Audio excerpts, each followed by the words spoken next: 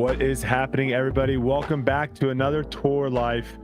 We're back, me and Uli, and we're live, baby. We're doing it live, Uli. And we're crispy. Look at how crispy we are coming through that beautiful screen. No Uli pixels. did the work. Uli did the work over there to get his internet right. I'm hooked up to the modem now. Do I have some sort of a choking device potentially? I might have created a guillotine if anyone does run through, because my cord is barely long enough, so it's just like head height through the hallway here. But we're hooked up to the internet. This is fast speed, fast action, and that's a good thing, because tonight we're gonna have to go fast speed, fast action, because we have a lot to discuss. Today is Wednesday, December 20th, 2023. We got to talk about the Paul McBeth injury update. We got to talk about Cale Leiviska, Nikko Locastro coming on the podcast for the first time. A lot to discuss with those guys. Ricky Wysocki goes at my boys again. No one comes at my boys, Uli. Player movement. Like, not just crazy stuff that happened early in the week, like stuff that is happening live right now in front of us as we speak. People are just posting stuff, tweeting stuff. We'll talk about all that. I've got a conspiracy theory with Eagle that I want to talk about, see how close I am on that. And we got the wild story of the week, and we got some listener questions. So before we go in that, though, how's it going, brother? How you doing? How was this last week? It's been great, man. Busy, just doing the Vlogmas thing. Went on a little golf trip yesterday. So I got out of the house, went on a little golf trip, went to Tobacco Road is what it's called. Very nice course. Yes, I'm familiar. It's fun, very fun. One of the more unique golf courses I've ever played, man. These greens were so nuts. They were undulated like 80 foot up the hill, down there. It was insane. Super fun. Went with a bunch of dudes from the club, and we had a blast. So that was my day off. And other than that, I've just been, working hard here at the house. Nice. I got to witness, after one of the most pathetic games of football I've ever watched, I got to witness the Raiders actually achieve their franchise scoring record. That was wild. It was hilarious. Trevor was doing his 24-hour live stream during it, which is shout out to Trevor for completing his 24-hour live stream. I just kept going into the chat and being like, touchdown, touchdown, touchdown. And he thought I was like trolling. He's like, no chance. I'm like, touchdown. That game was absolutely nuts. Also, whenever you get like a big boy to get a scoop and score, it's always the best. I love it. 17 miles an hour, dude. we got one of that. I was sick the last couple days, so that kind of created. We've got a Christmas party to go to tonight for the Raiders, so kind of created a lot of chaos. I just got into a new hobby, opening sports cards. I'm all about it. Absolutely love it. You've never opened sports cards before? First time, like 2 days ago, was my first pack I ever opened. I used to be big into Pokemon.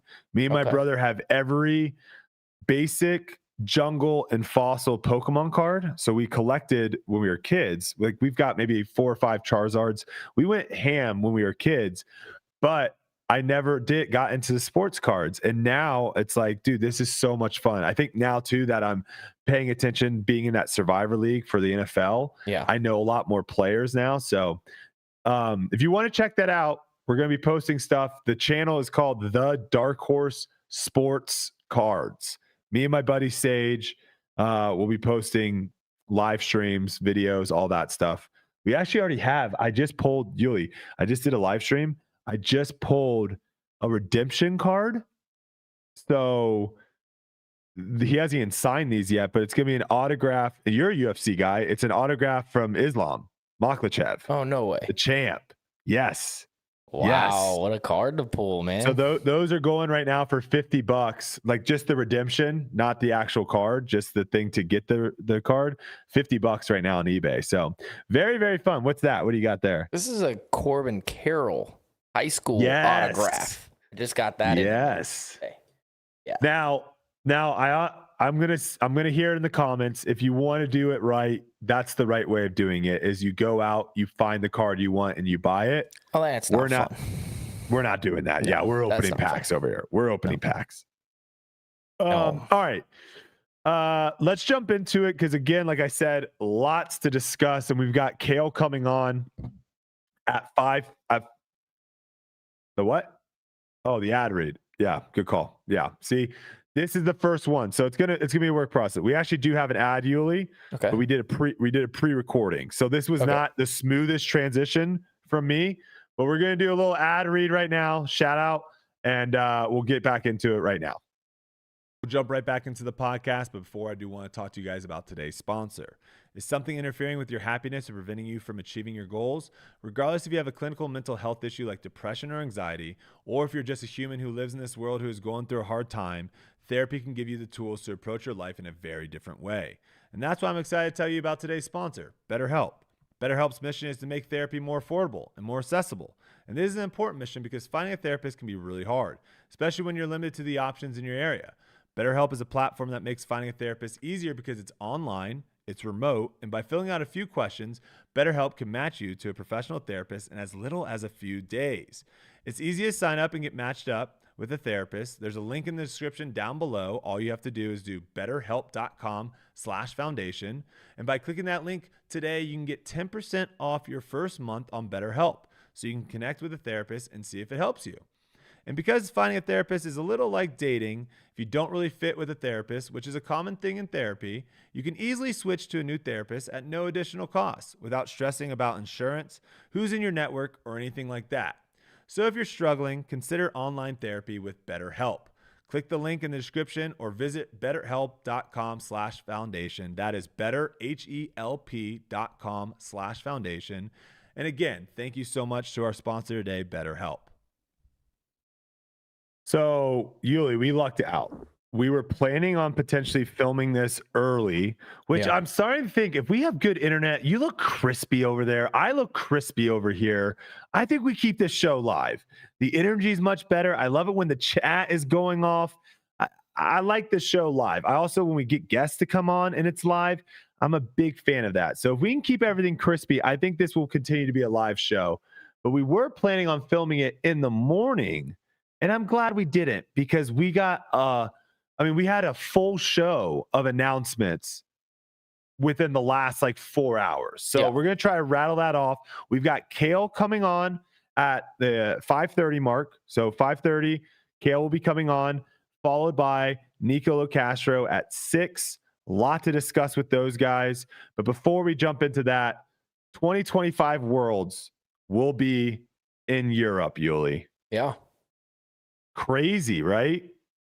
We were literally just talking about this a couple is there going to be a switch to where there's going to be a little bit more emphasis over in Europe? I mean, I feel like it was just a matter of time before we were over there for the World Championships. I don't know what this means as far as the tour going over there. I think the World Championships needs to be able to move around the world and not just be in America. So I would think it was held in Canada one time. That's the only time it's ever been not held in the United States. We actually played at that course. Me, Ezra, and Aaron have a video of us playing that course. It's called Toronto Island. We played it on our way over from, I think, after D-Glow when we were headed over to one of my favorite courses ever. Yeah, it's a fun course. Yep.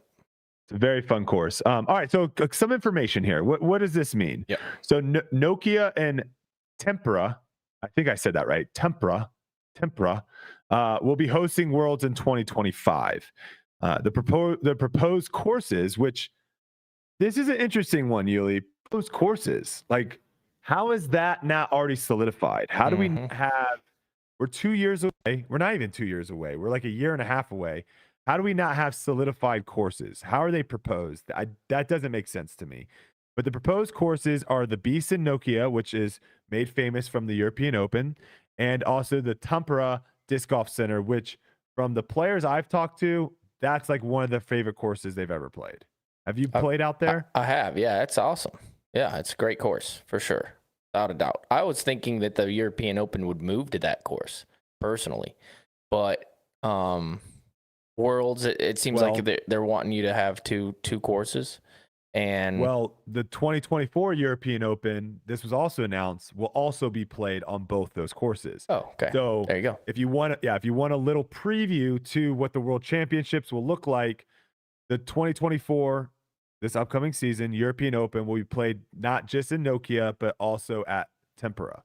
Other information with this, the 2025 European Open will not be happening. It will not be called the European Open in 2025. Instead, it will be called the European PDGA Major, and that will happen in Tallinn, Estonia, at the Tallinn Song Festival Gardens, which are festival grounds, which will be I think that tournament is going to be happening as well. So you can kind of see where that will go next year. This year, I changed the name. I don't know. There's weird stuff going on. We'll get to all the weird stuff in a second. That's going to be the 4th PDGA Pro Major of the season, which also is another weird thing. And both of the events will be scheduled close. There's no actual, hey, this is when the events are happening, but they'll be scheduled close together. So that way, travel and stuff. So let's break this down. First thing that's kind of funky to me, proposed courses. I don't know why we have proposed courses.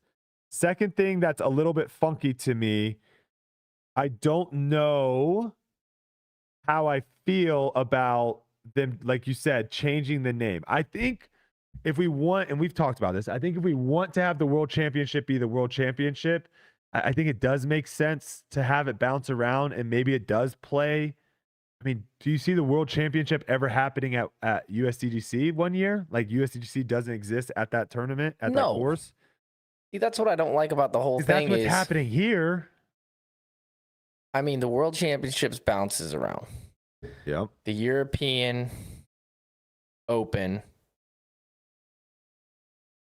shouldn't, I feel like it shouldn't change its name. It should stay the European Open, even though it's not at the same course. Mm-hmm.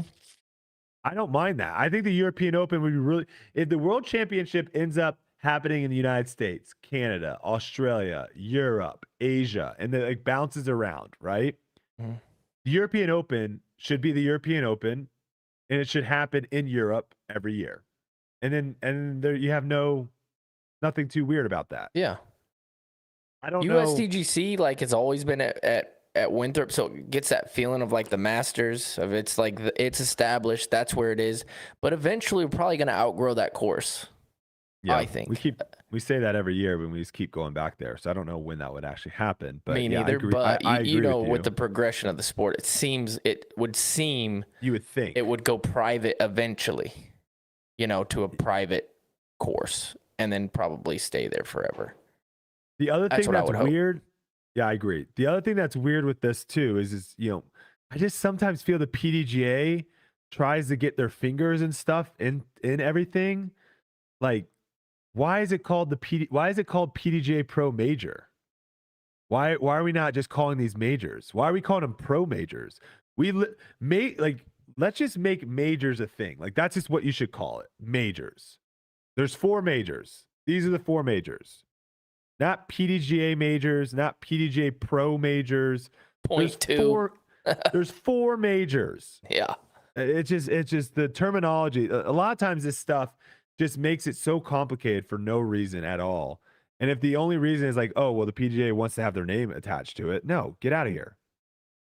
Get wrecked. Anything else about this? I feel like the course, the way they talked about just the courses or whatever, might be because maybe there's something in the works. It's possible that they might be trying to build a really nice course and they don't want to handcuff themselves by being like, this is where it's going to be. You know what I mean? Yeah. That's a possibility. Possibility. We also have Hunter in the chat right now that said he actually read it as the major is happening in Europe, not that not that there's going to be a new name of the event. Well, if that's the case, then the way whoever wrote this article for the PDGA made it very confusing, because you should have said the 2024 European Open will be hosted in here. Instead, the sentence literally says in 2025 the European Open will not be happening. Instead, European PDGA Major will happen in Estonia. I guess the fact that you can misread that, or not misread it, but you can decide what that means to you, that's just poorly written. So we'll see. Maybe they'll come out and correct it and let us know. Anything else with this? No. They announced that Champions Cup is going to be back in Appling, Georgia in 2025. They said that they're going to start getting ready, I think, in the next couple of weeks to start making the courses. So hopefully there'll be a full year of maybe people playing on them. What do you think? What do you think they're going to do with that place? You think they're going to try to Isaac proof that place? I mean, who's no designing? More mid-range, no more mid-range fillet gaps. Do we know who's designing it? Any word on who's designing it? I haven't seen that. I'm not up on the new stuff. Yeah. Why am I blurry? No, you're crystal. Blurry? No, you're crystal. Okay. You're still fine. You got to look at your big screen. Okay. That was You're fine. Scary. Silas will also bounce in here and tell you when your internet's trash. That's his favorite thing to do to us. All right, let's talk about Paul McBeth. He went on the Upshot, talked about his torn labrum. So I don't know when it was diagnosed. I don't know 100% the timeline of everything. Initially, the timeline was very weird for me when it first happened in the European Open, because he didn't mention, like, he played a couple rounds and then mentioned that he said that he injured it after one of the rounds. In one interview that I heard, he said that he injured it after one of the rounds, but then later said that he injured himself before the tournament.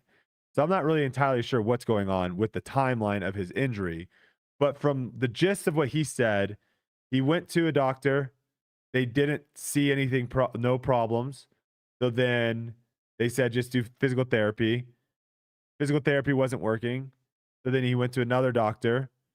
That doctor found something on the MRI and said, you have a tear, suggested surgery, and he is going stem cells is what he's going to end up doing. So he's not going to do surgery. He's going to try to get stem cells in the next couple of weeks and hopefully be ready to go for the opening tournament of the season, which is also at his course. Well, go ahead. Initial reaction. Wish him the best. Initial reaction is anytime one of our competitors has to have stem cell surgery, rehab, whatever. Wish him the best. Hope it works. Honestly, yeah, that sucks. I think personally that disc golf needs Paul McBeth playing in these tournaments. Agreed. And so the faster he gets back, the better for the sport. Something that was a little bit interesting, someone that was arguably the number one fan, like he probably had the biggest fanfare attached to his name. He didn't really play that much last season. Didn't have that great of a season. I believe he was 13th in fan voting. So when we were kind of speculating why he wasn't one of the All-Stars, yeah, he didn't get the votes. So his play didn't get him in there, and then he was 13th in fan voting. So I 100% agree with you. I think when Paul is playing and he's playing well, I think all like the casual fans will kind of come back out, and there will be a big support behind him. But is this a bigger picture? Does disc golf have an issue? Is there a plane? Big old truck just mowing by my house. Oh gosh. Okay. No, I've never heard anything like that before.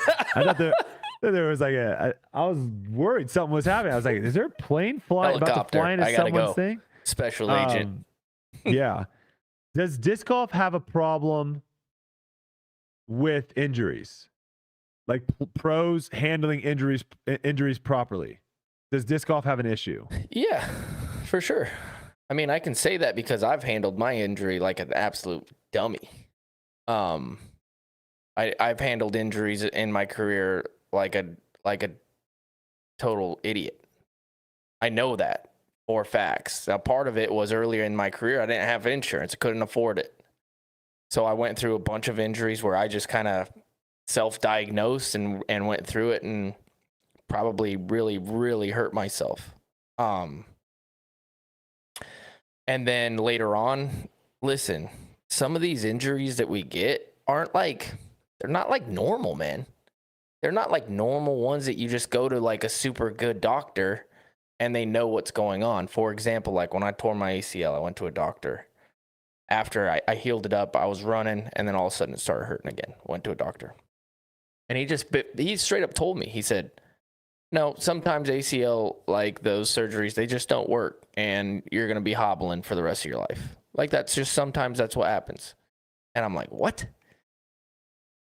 I went to another guy, and there ended up being like a little screw in there that my body wasn't like breaking down, and that was the only reason. So that guy knew what was going on. Mm-hmm. So it's a combination of like, you got to go to multiple sources. If you just imagine if I was just like, okay, yep, I'm done, and I don't get that, and then all of a sudden my body is not breaking down the screw, and I just have it in there for the rest of my life, and I just hobble around. Like, there are problems with that, with athletes just listening to them and being like, okay, yeah, that sounds right. Like, multiple sources are very important. Another thing is, we don't have like the best doctors of all time. Like, who is our guy to go to? Seth Muncie? You can go to those. No, he's not a doctor. No, I know, but I'm saying, listen to what these guys. What I know, we have. But when I got my injury, I was referred. Like, I ended up like doing some research, asking some people, and I was referred to the at the time I believe it was the Indianapolis Colts head doctor. Yeah. So someone that operates on guys that are worth millions and millions of dollars, that's who I went to say, hey, my knee, I got a similar injury to what football players get. What should I do? The idea, yes, is it easier if you're an NFL player? For sure. You have a whole staff right there for you. You're not having to make questions. But you can seek these people out. You can find these people and go to people that know what they're talking about. My initial question is like, is there an issue with what's going on in the disc golf world? Because there are now multiple times where players have had serious injuries or illnesses and have decided to go like a dark horse method of recovery. And we have seen that a lot of times it doesn't work. Yeah. It just doesn't work. And I understand what you're saying. Yes, when money is an issue, you have to make sacrifices, and you have to do maybe some stuff that you wish you could do. You wish you could do some other stuff, but you can't afford it, right? But I mean, we're talking about like Ricky Wysocki, we're talking about Eagle McMahon, we're talking about Paul McBeth, we're talking about guys that have money, and we have seen them make interesting choices in regards to their health. And I don't know if there is some sort of connection there. I don't know if someone that has a connection with everyone is giving them bad advice. I don't know what's going on, but it does seem weird to me that I have seen this happen before. It's not a one-off, and it's not like, oh, this happened years ago and now we're seeing a lot of cases, and there's a lot of other smaller cases too as well, but those are the big three. Well, let me ask you this question. Do you think it's interesting that there's more and more injuries every single year with the top guys? Is that just because of age? Is that just people are getting older and so injuries are happening more often? Or do you think it's like the courses are getting bigger and we're just throwing as hard as we can every single time? Well, here's the thing too. I think that's part of it, is like the game is changing. And if you're not changing how you handle yourself, like I can roll out of my car. I'm at the age too where like before I go on my like 40-minute run where I'm not really running that fast, I do stretches. I like warm up before I even go on like a jog. But if I really wanted to, I could roll out of my car, go to like a pitch and putt course, play 18 holes, and get back into my car and come home.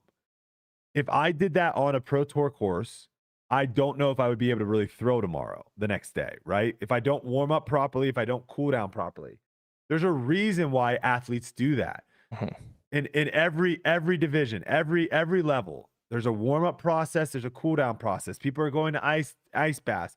People are getting massages. People are getting stretched. There is a proper way of taking care of your body. You can get away with it when the courses don't really demand that much on you. But now we're seeing that shift. And so I think that's part of it. And I think there's other pieces too of where, Like I saw a post of like people doing kind of some crazy activities. I mean, Simon kind of went viral on Reddit, on the disc golf Reddit. I think he was in the video with you where he did like the slide on the tee pad and throw. And it's like, you know, if I'm MVP and I'm paying this guy millions of dollars, like I'm scared watching that. Yeah. Because if he slips wrong and snaps his tibia or like something really bad happens, I'm like, what the heck was going on? Right. So I don't think we have necessarily any of that stuff right now in our contracts, but I could totally see that in the future of like, hey, don't play, you're not allowed to play pickup basketball. Oh, I can't. Yeah, I made that rule for myself. But you know what I'm saying? I used to play like, it all the time, and then I got hurt, and I'm like, okay, I can't do this ever again. Yeah, it's like, the dangerous thing. Yeah, there's certain things that we have to kind of shy away from because it is But scary, that's part of the problem with the sport right now is we're policing ourselves.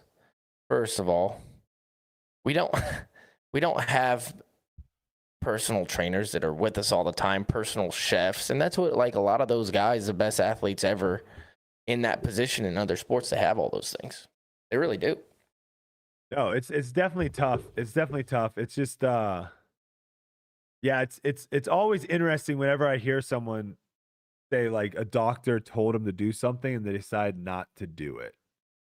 And I get it. There's some bad doctors out there, but like, don't go to bad doctors. Yeah, I mean, that's what I ended up. Like you said, you went to the Indianapolis Colts guy. I went to the Seattle Seahawks guy. Like I went to the very top, and then he was just like, "Oh yeah, I've seen this a bunch of times. This happens. Here you go." I was literally, he gave me a little surgery. I was back 2 weeks later walking, and I was fine. Yeah. Absolutely fine. I mean, there's rumors again. Like I wish Eagle was able to come on tonight. There's rumors that he might be having surgery on his shoulder. Yeah. So I get. Here's the thing. I know I've gone under the knife 3 times for my knee. Every time you go under, it is a pain to get back to where you are, and it's not always a guarantee that you're going to be better off or even back to where you were. So going under is the last thing you want to do. So I can see a side of where Paul, and I think he mentioned this, where he is going to try stem cells. If it doesn't work, then he's going to get the surgery. Yeah, and that makes sense. I like that. Yeah. I just think for some reason I just think. From what I've seen, a lot of disc golfers are like very anti-surgery, and maybe it is because if you do go under the knife, right? Your time period for return is far bigger. Yeah. And so I think a lot of people are afraid to just like not be in it, right? They want to be active, they want to be playing. But like someone like Eagle, it's like this has been going on a long time with it. Right now, it's not important, right? Yep. Like right now, really he's is young not enough important. Too.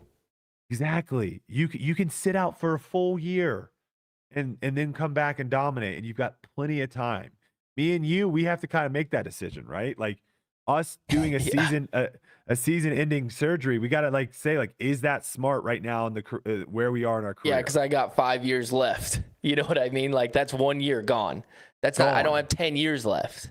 Correct. Yeah. So, I mean, I definitely wish if I could have gone back in time, I definitely wish I would have handled my knee surgeries differently, because I was kind of in your boat of where money that we're getting Cale to come in. Sweet. I was in the boat of where it's like I had the money to do surgery, but I didn't want to miss anything, right? Yeah. I didn't have someone to be like, Brodie, don't be an idiot. Stop playing. Be fine. And like, yeah, I don't know. It's always just an interesting thing when injuries happen, because we also don't have any idea of really what's going on. So the speculation is just crazy on whether or not they're doing the right thing or the wrong thing. I just want to see him playing. That's all I want to see. Time will tell. That's what we'll end up kind of seeing is what will end up being. All right, I think we are going to try to pull Cale in here at some point. Got a lot to talk to Cale about. I'm very excited for him to come on. First time Cale will be joining the show. Cale, I think, was also one of the first pros I spoke with when I was coming into disc golf. Was very, very welcoming to me. And now we are here welcoming him on tour life for the very first time. Cale Leiviska, how's it going, brother? Yo, what's up, guys? Thank you so much for having me. What's up, Brodie? What's up, Uli? What's up, Dude, man? we're doing good. We're happy to have you on here. All right. I got a lot to talk about, so I want to jump into it. First, I don't know if I've ever congratulated you on the kiddo. How's it being a dad? I see your Instagram. If you guys want to go and see like what a perfect family looks like, go to Cale's Instagram. He's got tons of like perfect family photos. Go check it out. But yeah, how's it being over there having a little kiddo running around? It's so wild, man. It's unbelievable. We've been on the road for about 2 months. We were down in Charleston, and we just got home like 3 nights ago, and we're finally home, and it's just unbelievable. And it's funny because I always like, seeing my friends and family post pictures of their babies all the time, and I was like, oh, does that? And then here I am doing it all the time, of course. Yeah. I was gonna say you got like I was scrolling through your Instagram. You got like the cool like Thanksgiving like pumpkin patch photos, and then you've got like the cool disc golf photos, and now we're in Christmas season.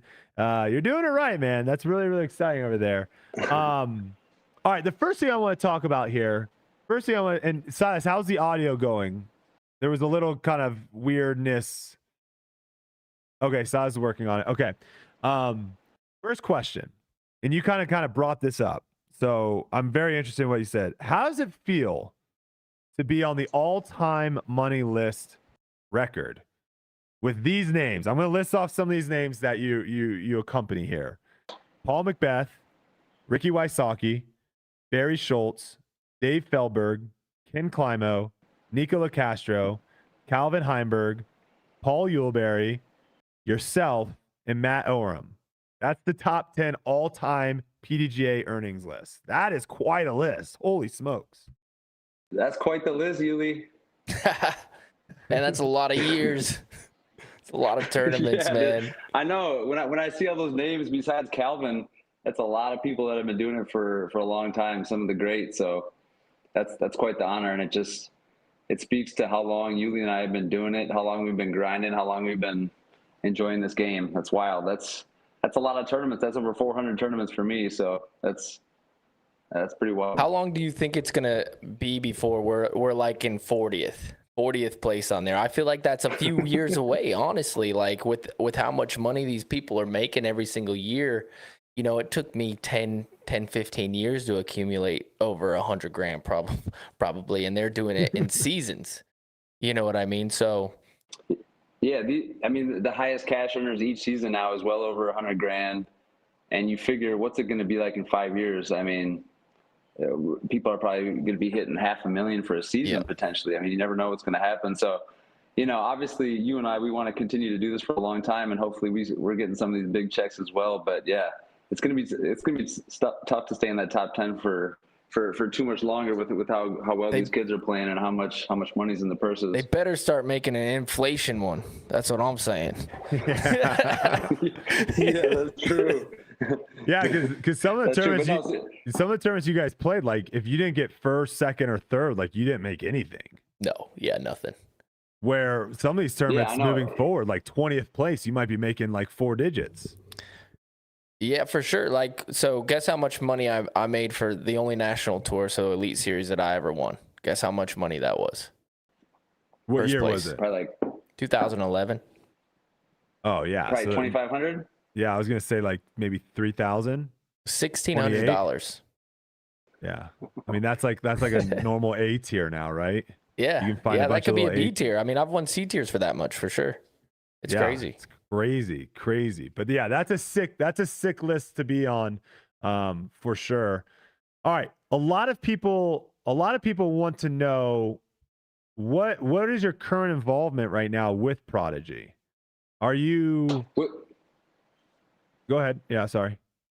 Yeah, no, with Prodigy. So it was 2013 when we started up the company. I was one of the original investors in the company, one of the original founders. So with that initial contract that we signed, we were given a certain amount of shares just for being a part of that. And then that first year, I was given the opportunity to buy in for additional shares, which I did take them up on that. So I'm technically, I own, 2% of the shares, I guess you could say. But yeah, I've been with them with the start, since the start. And so yeah, I've seen, the whole cycle of the company this far. And yeah, we've been through a lot together. So are you like just player, or do you have other things that you do for the company? How does that work? Yeah, I guess you could call it like a consultant. I was on the board of directors for a couple of years there. But yeah, I guess, I'm consulted with on, disc production, mold production, stuff with the team. I try to give input, whenever they ask me, but yeah, just, I consult with them on whatever they need.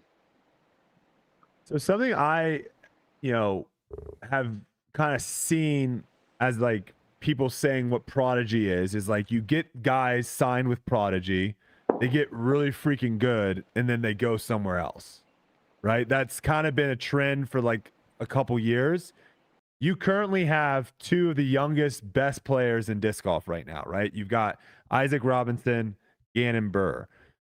Is there more of an emphasis now on like, hey, we're going to try to keep these? Because I can see the appeal of like, hey, we're going to get guys cheap because they haven't made their name yet, and we're going to help build their name. And then once they get kind of too expensive, deuces, we're out, right? And you kind of could go that strategy. Is that the strategy that Prodigy you think continues, or do you think they're going to say, you know what? No, we want to ride with Isaac. Let's sign him for 10 years, like we've seen people do with Ricky. We've seen Discraft do with Paul. I know Calvin signed a long restructured deal with Innova. What are your thoughts on like the way that Prodigy's moving forward with their players? Yeah, traditionally that's kind of how it has been for sure, but that's definitely not by design.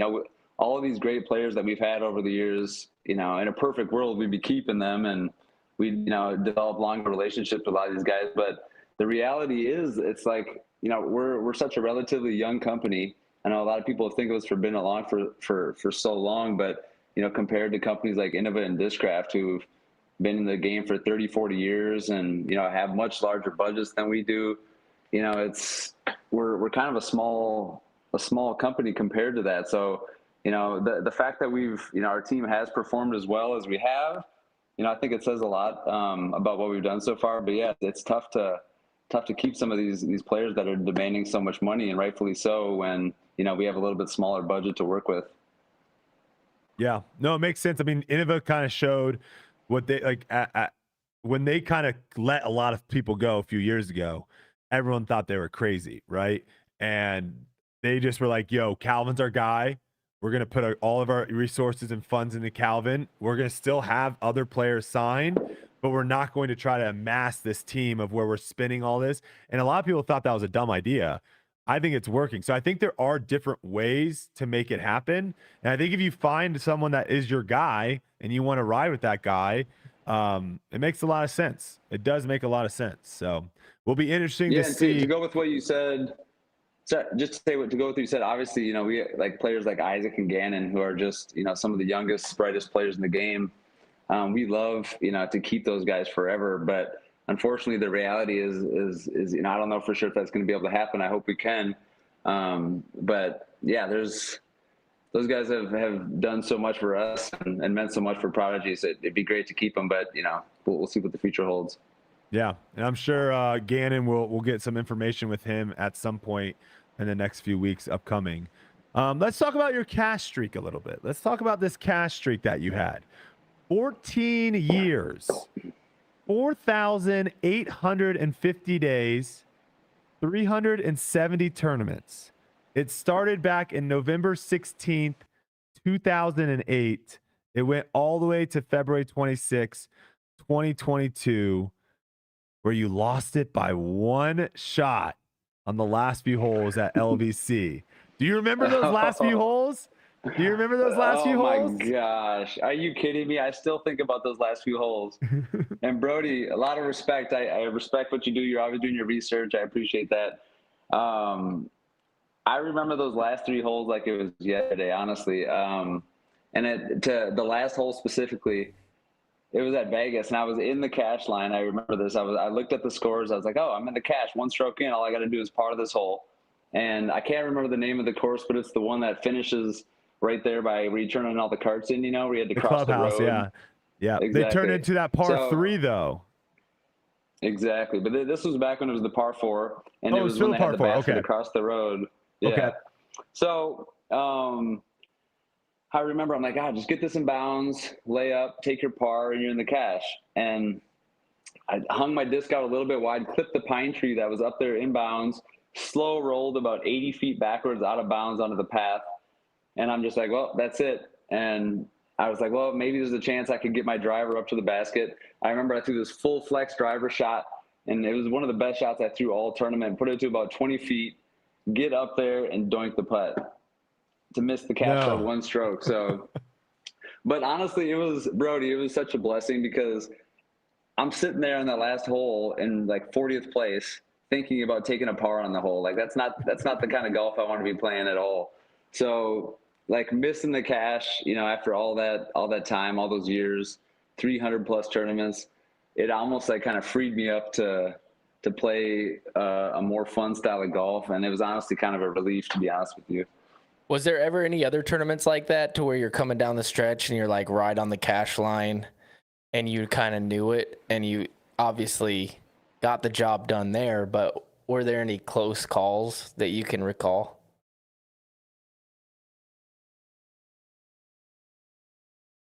Doesn't want to talk about it. No, that was a bad question. Oh, he's back. Okay. I think we lost you there for a second. Can you hear me, guys? Yeah, we lost you for a second, but you're back now. Okay, yeah. So I was saying 2021, there was a couple of those Pro Tour events where I started the final round kind of right on the bubble. And again, it was on my mind the whole time, and it made for a more stressful round than it had to be. But yeah, I remember a couple, there was probably 20, 30 events over that 300 event stretch where it was close. But yeah, there was nothing like that Vegas though. I remember I was so hurt in the moment when the streak was over. But then, a week or two went by, and I honestly felt freed up by a little bit. I like asking this question because I think last cash pressure is like the most hilarious thing ever. There's nothing like it, right? Do you think especially on like a 4-day tournament? Yeah. Do you think that is it tougher as far as the pressure goes to win a tournament, or is it tougher to just when you're on the bubble and you're coming down the stretch? They're similar, but I always explain it like this: like last cash pressure is you're playing terrible. Yeah, you're not playing well. And so you're coming down the stretch, and then you're playing against guys down there. You don't know where your drives are going. Yeah, you're not in control of your game at all. Super shaky. 100%. But then you're playing against guys who actually are playing really good because like they're trying to maybe cash for the first time ever. There's always those guys. And so they're fist pumping in your face, making these putts, and you're sitting there like, what are you doing, man? This is the worst I've ever played. But you still, the competitiveness is still there to where you're really trying to grind it out and find something in the last few holes. Which is harder, last cash pressure or winning a tournament to you? Well, to me, I'd say winning the tournament, but when the streak was like coming into 14 years, it was the last cash pressure back then for sure. Yeah. But I know what you're saying. It's so funny because like cashing on the Pro Tour, you guys know it's an accomplishment these days. You get top 30 at a Pro Tour event and you're playing probably 10-40 golf. And like you said, some of these kids, this might be the first time that's happened for them. So, you try to respect the moment and respect the sport. And even if I'm not having my best weekend, still try to gut it out and make something of it for sure. All right, you've been touring. We just kind of talked about like your cash streak, and I'm sure you were playing disc golf well before your cash streak began. We've got some photos that you sent in to us of not just you and Uli, but also our next guest coming on, Nikko, as well. We'll see if we can throw those photos up from way back in the day. What is this? Is that top of the? Where is that? Altergeist. Isn't that awesome? You remember where that is? Isn't it Altergeist, Germany? It was, yeah, I think it was called Afterswang. Afterswang. Okay, that was close. And honestly, that was an unbelievable. I remember we were on like an 8-week trip. You remember that? That was one of the best disc golf experiences of my life. But this particular place right there was in the mountains of Bavaria, Germany. It was just a beautiful place. And in the background, you can almost kind of see it. Like there was just World War II remnants all over the place. And they actually tried to like carve like some of Hitler's writing into the mountain back there. But the war ended halfway through, so they stopped doing it. So you can kind of see it behind us. That was a wild place. That was quite the trip. Crazy. So what are some of the things that like have changed touring, you know, the last couple years versus when you first started touring? What are some of the bigger changes? And Uli, you guys can both pop in on this. I mean, Uli, like, you know, when we started doing this, things were just so different. We were just hitting the country, hitting as many tournaments as we could just because we loved competing so much. You know, the difference. Oh yeah, there's another trip from Amsterdam right there. But the difference now is there's just so much more on the line, I guess. You know, we were kind of doing it more for the love of the game. We were all young, bunch of kids just in the country trying to compete as much as we could. And just remember there was definitely a brotherhood among us. Uli and I traveled together for at least a few years straight, back and forth across the country. And I just remember, you know, Uli and I didn't even, we tried to find C tiers, B tiers, A tiers, whatever had a decent sized field, him and I were going to try to hit. And, you know, now it seems like among, you know, the best players in the world, everyone's playing the Pro Tour events, but we didn't have, you know, multiple Pro Tour events every single month that we could hit. There might only be one national tour event every couple months or something. So, you know, we loved it so much, and we were just hitting up at every tournament that we could. Yeah, I mean, back then too, there was, it's a lot. It's hard to explain. The culture was different as far as like what was a great player back in the day. Like, if you look at somebody's win total, that was like a big thing. Like, you would have like a Moser who had like 100 wins and a Rico who had like 100 wins, and that was like a big focal point in my career as I wanted to get there. And nowadays, like, playing C tiers, B tiers, or whatever is almost looked down upon a little bit in at the very top of the sport, right? Because they're like, okay, there's Uli playing another C tier. But when I came up, like, that was how you made your name, is how many wins do you have? You're a prolific winner on the, you know, on the tour. And that was a major goal of mine from the very beginning. Is, of course, I wanted to win a world championship. That's number one always that's always been the case in disc golf, which is great that we've been able to hold like that one thing. But then I wanted to win all those tournaments, right? I wanted to be known as a winner.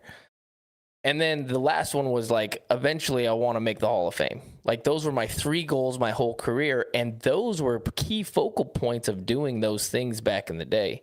Now you look at it, and like I said, people look at me playing like little C tiers and stuff, and they don't understand that, no, that's like ingrained into like who I am as a player and what was built back then. Like, that was a big deal, you know? Like, I don't have any of that. Like, when I came in, my first tournament, other than like the league that I had to play to get a rating to be able to play at Waco, which, Cale, I think we played together that round.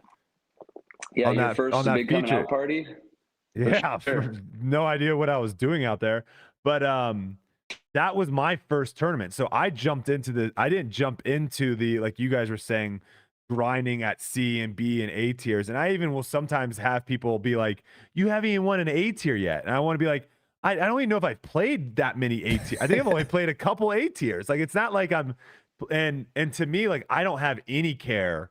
And I think what you were saying, Uli, like, people that have just come into the sport when the Pro Tour has kind of gotten to the level that it is now, I don't think they care either. Where in the past, if you went out and played a big A tier and like won, like, that was news. Like, people were talking about that. Where now, like, I see people post on their social media still that they won a tournament or whatever. But when I'm deciding what to talk about on Tour Life here, like, I'm not really talking about that. I'm not really talking about Haley King just won some tournament down somewhere, right? Now, obviously, there are some tournaments that will have like a bunch of big names show up, and that could be like a little preview of like what's to come. Or like when Simon changes when Simon goes to MVP and he might play an A tier before the season. It's like, ooh, let's see how he does with his new plastic. But I'm kind of in that realm of like, I just kind of follow the Pro Tour, and that's really all I care about. So yeah. I get that side. There was levels to it back then, Brodie. There was, okay, you win a tournament, period. Great. That was like your graduation. You're a professional now. And then B tier, can you win a B tier? And then the big one was an A tier. Like, we really gauged how good you were by if you ever won an A tier or not. Like, if you didn't, there was no, there's no respect going down that way as far as what level you are.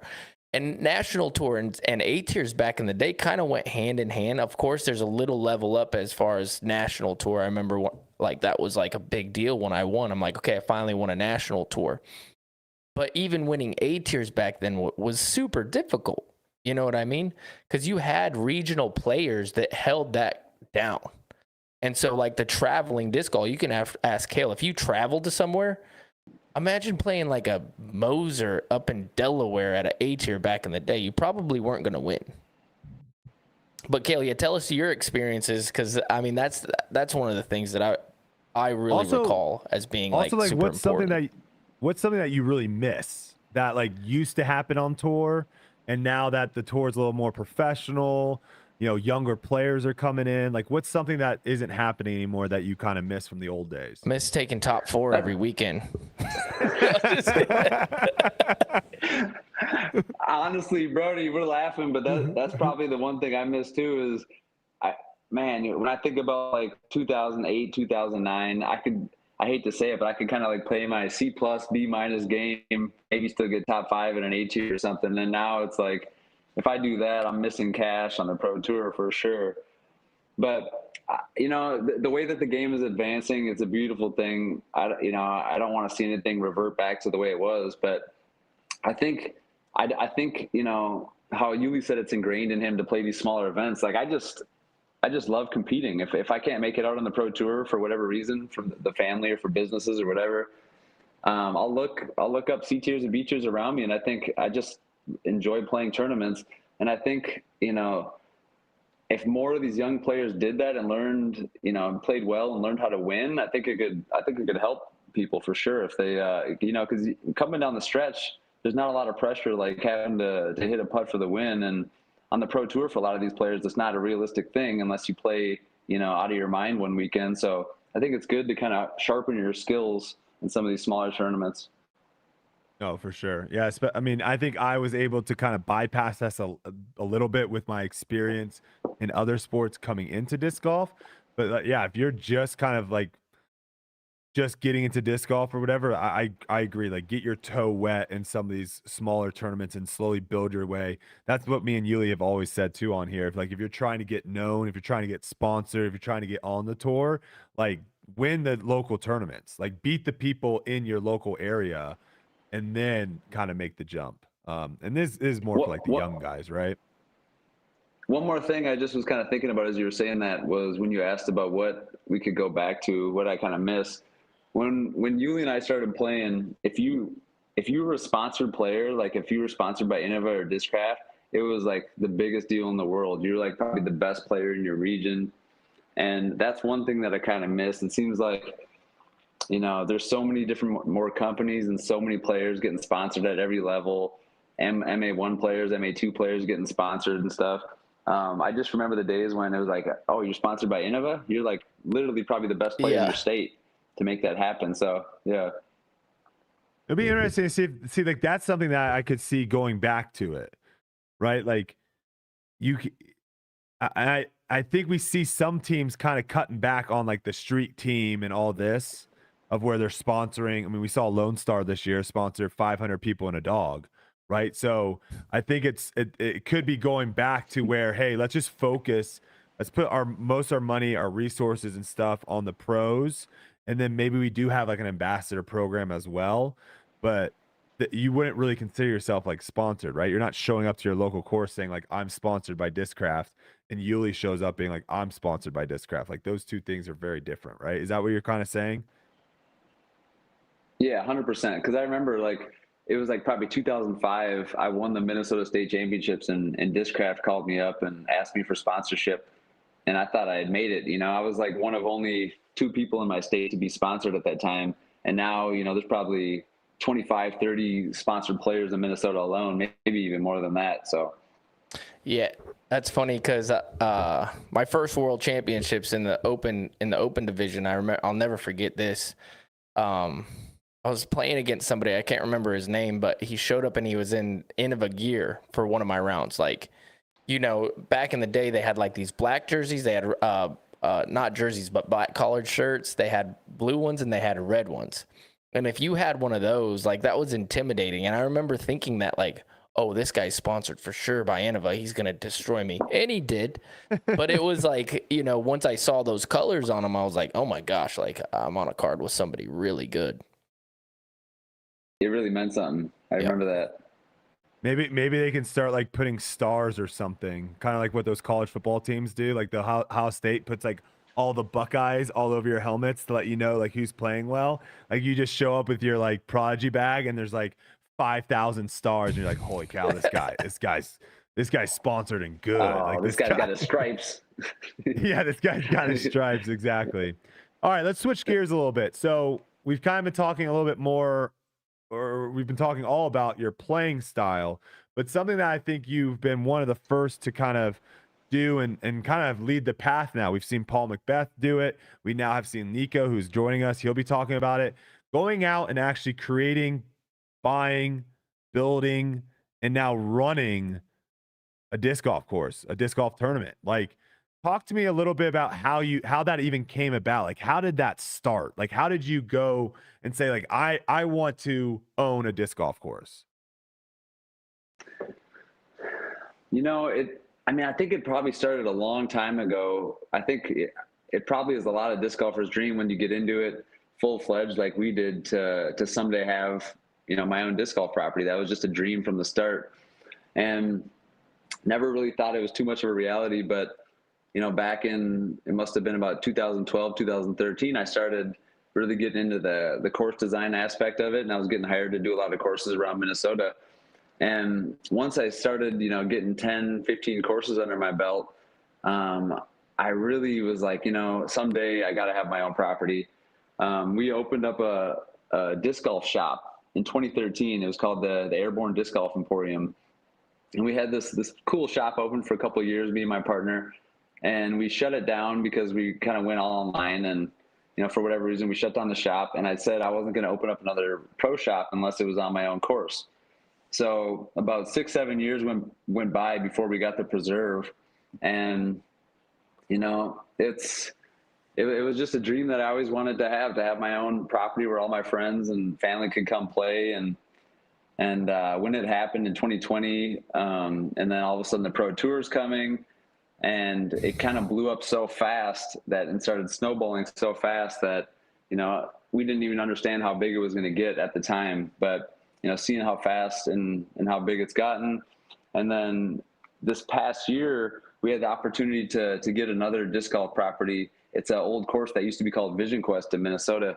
It's right up by Blue Room Pines. It was one of the best courses in Minnesota for many years, but the old owner kind of let it go and sold it to a new guy who gave us the opportunity to kind of come in and run it. And I was like, you know what? We did this with the preserve. It worked. We got the community behind us. And this new property is only 18 holes, so it didn't seem like as much of an undertaking as the preserve. But, we were able to pull it off again. And, having a disc golf property is just a dream. And like you said, Nikko with his and Paul with his, and I'm sure Uli is probably going to have his before too long. And there's going to be a lot of us, I think. And, it'll be cool once the pro tour is made up of a lot of the players' courses. I don't think it'll be too long.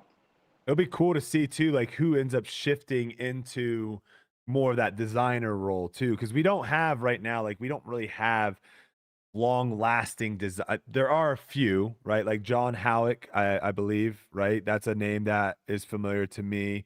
There's a few that you can be like, oh yeah, that guy, I know who that is. But 30 years from now, like a Cale Leiviska design course, like that could be equivalent to like a Greg Norman design course, right? Or a Jack Nicklaus, something like that. We don't really have anything going that route, so that can be really, really interesting. One thing I do want to ask though, disc golf right now is on a weird. Some people want more like pay to play courses. Some people are like, no, get that out of here. I don't want that. Do you foresee courses like yourself? Like, do you see people going out and trying to create an experience, trying to create something more than just showing up, playing disc golf and leaving? Do you see that being like a profitable venture for more, companies, players in the future? I definitely do, but it has to be the right market for sure. Because, up in Minnesota, we have thousands and thousands of disc golfers all around the Twin Cities metro area, maybe even hundreds of thousands. So it's really, we have courses about every 4 or 5 miles down here, and every single one is packed in the summertime. So, there's, in our particular area, there's a need for more and more courses, and, all the free city courses and stuff are places where people can kind of, learn how to play, but there's more and more of a desire around here for creating better playing environments, pay to play courses. And in Minnesota alone, we probably have, 8 or 9 pay to play courses. But I remember when the first city course changed to pay to play, there was just like a complete uproar where people are upset about it. And now after about 5-6 years of that, it's become the norm and people don't really bat an eye at it. So it kind of takes being in the right market and having enough disc golfers in your area for sure. But yeah, I think, disc golfers want to play on that disc golf country club. They want to play on something better than they've ever seen before. So I think for us, it's been very successful, and I think it can be for people all over. Yeah, I mean, I think for me, going to a course where I know people aren't going to be picnicking in the fairways, I'm not going to have like potential like runners or bikers just kind of cutting across. I'm also not going to show up and there's going to be like 20 people on the first hole, or potentially like playing and then like on hole 8 someone just jumps in front of me. Like all those things at a certain point, at a certain price point for people is like, all right, I'm drawing the line. Like I don't want to deal with this every time I go play disc golf. So I think there is, like you said, there definitely is a market, but as disc golf grows, it's just going to be like, can that market continue to grow? Because like right now, I agree with you. Like there's probably only a handful of markets in the US where courses like yours make sense, right? You couldn't just drop a course in Atlanta and be like, oh, this is going to be super successful. People will show up and pay $25 to play here. You got to be a little more strategic there, but maybe eventually one day there it could be like that. Maybe you can just drop a course in a big city and be fine. Yeah, and like there's this like there's this world famous disc golf complex up in northern Wisconsin called High Bridge, and it's one of the best disc golf properties I've ever been on. Uli, you've been there? Oh yeah. Yeah, you were there in 2007. That's where they had the World Championships actually, but it's so far off the grid that they're kind of struggling to keep it going, and that's just because there's just not enough disc golfers up there. So if that exact property was down here in like around the Twin Cities of Minnesota, it'd be one of the the most played disc golf courses in the world. So definitely you need the right place.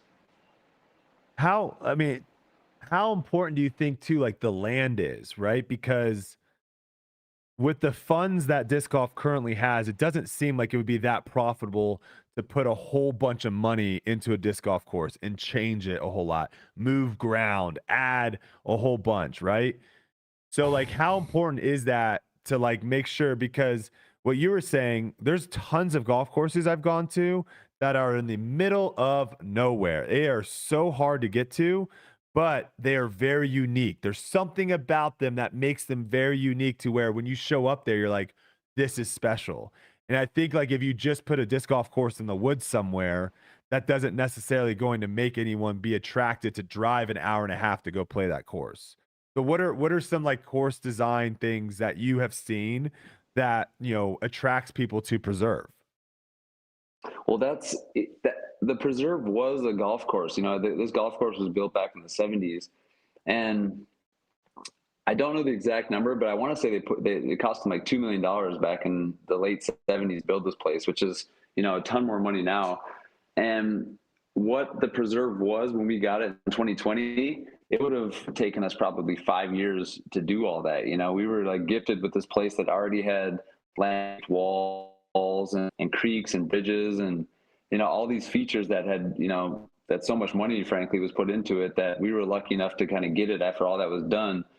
And, you know, for someone to really go in and do it right and say, okay, I got a 100-acre property, I'm going to try to use golf course philosophy and put so much money into this, you know, you got to really be thinking about your return on investment. Unless someone that's got a ton of money, like the Eagles Crossing situation, for example, you know, that guy's put millions into that property, but it takes the right kind of person, someone with a big dream that wants to pull it off. But, you know, they're doing it on a smaller scale is probably a lot more realistic, you know, maybe digging out a couple ponds, you know, doing landscaping projects and stuff like that. But, you know, I think, you know, as the game continues to grow, I think we are going to see some people that come into the sport that are pretty ambitious and have some money and are going to want to do some fun projects. So hopefully I'll get the call when that happens.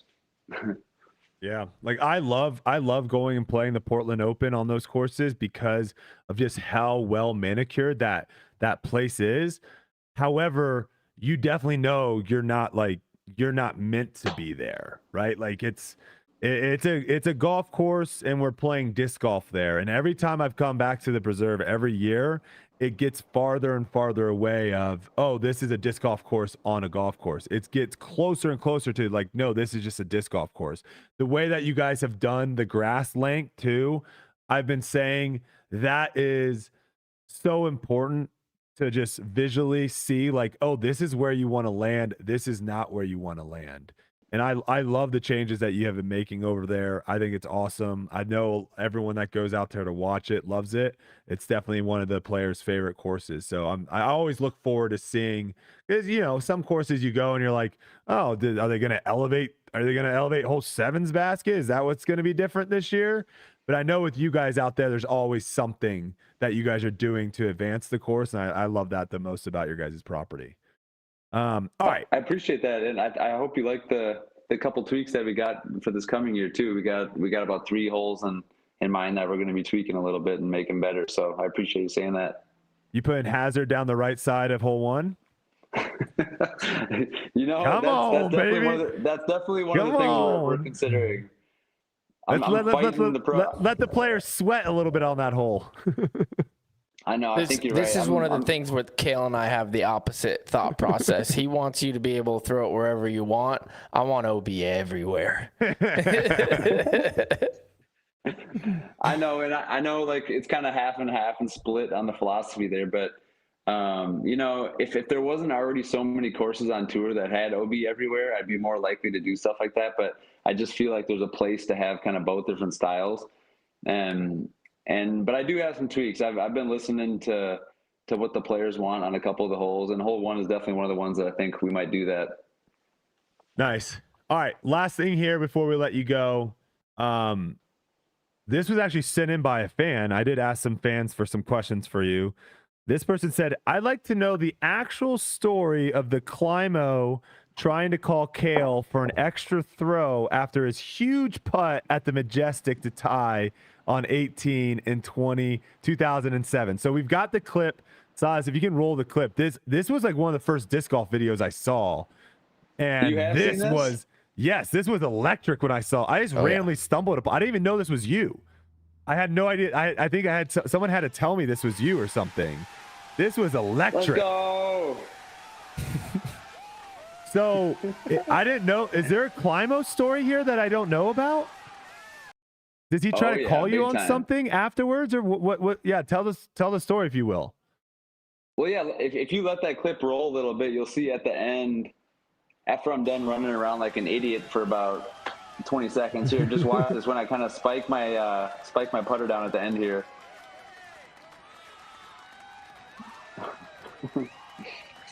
So you saw that I spiked my putter down at the end. Yeah. This was the final hole. Oh, did he say that count as an extra throw? That throw down, the spike? Brodie, yes. No. Yes. And I just holed out. It was my final hole of the tournament essentially, and that was to tie him on the final hole.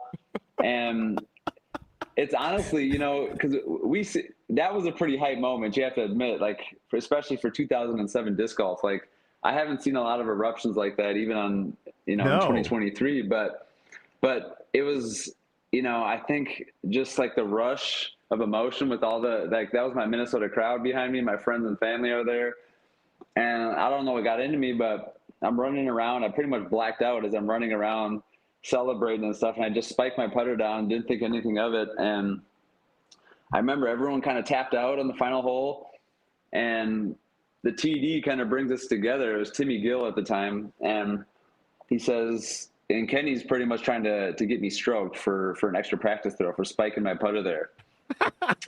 And I'm just like, I couldn't believe it. I was just like, I tied you fair and square. Like, what are you trying to say here? The tournament was over. And I remember, and again, I love Kenny, but it was a heat of the battle kind of thing that happened here. But I remember they asked our group mates, and this was like Nico, who's coming on next, he was in the group as like a 17-year-old kid. And I remember I asked everyone in the group what they thought should happen. I remember Nico, he goes, "Man, he hit that putt in your face." And just, it was funny.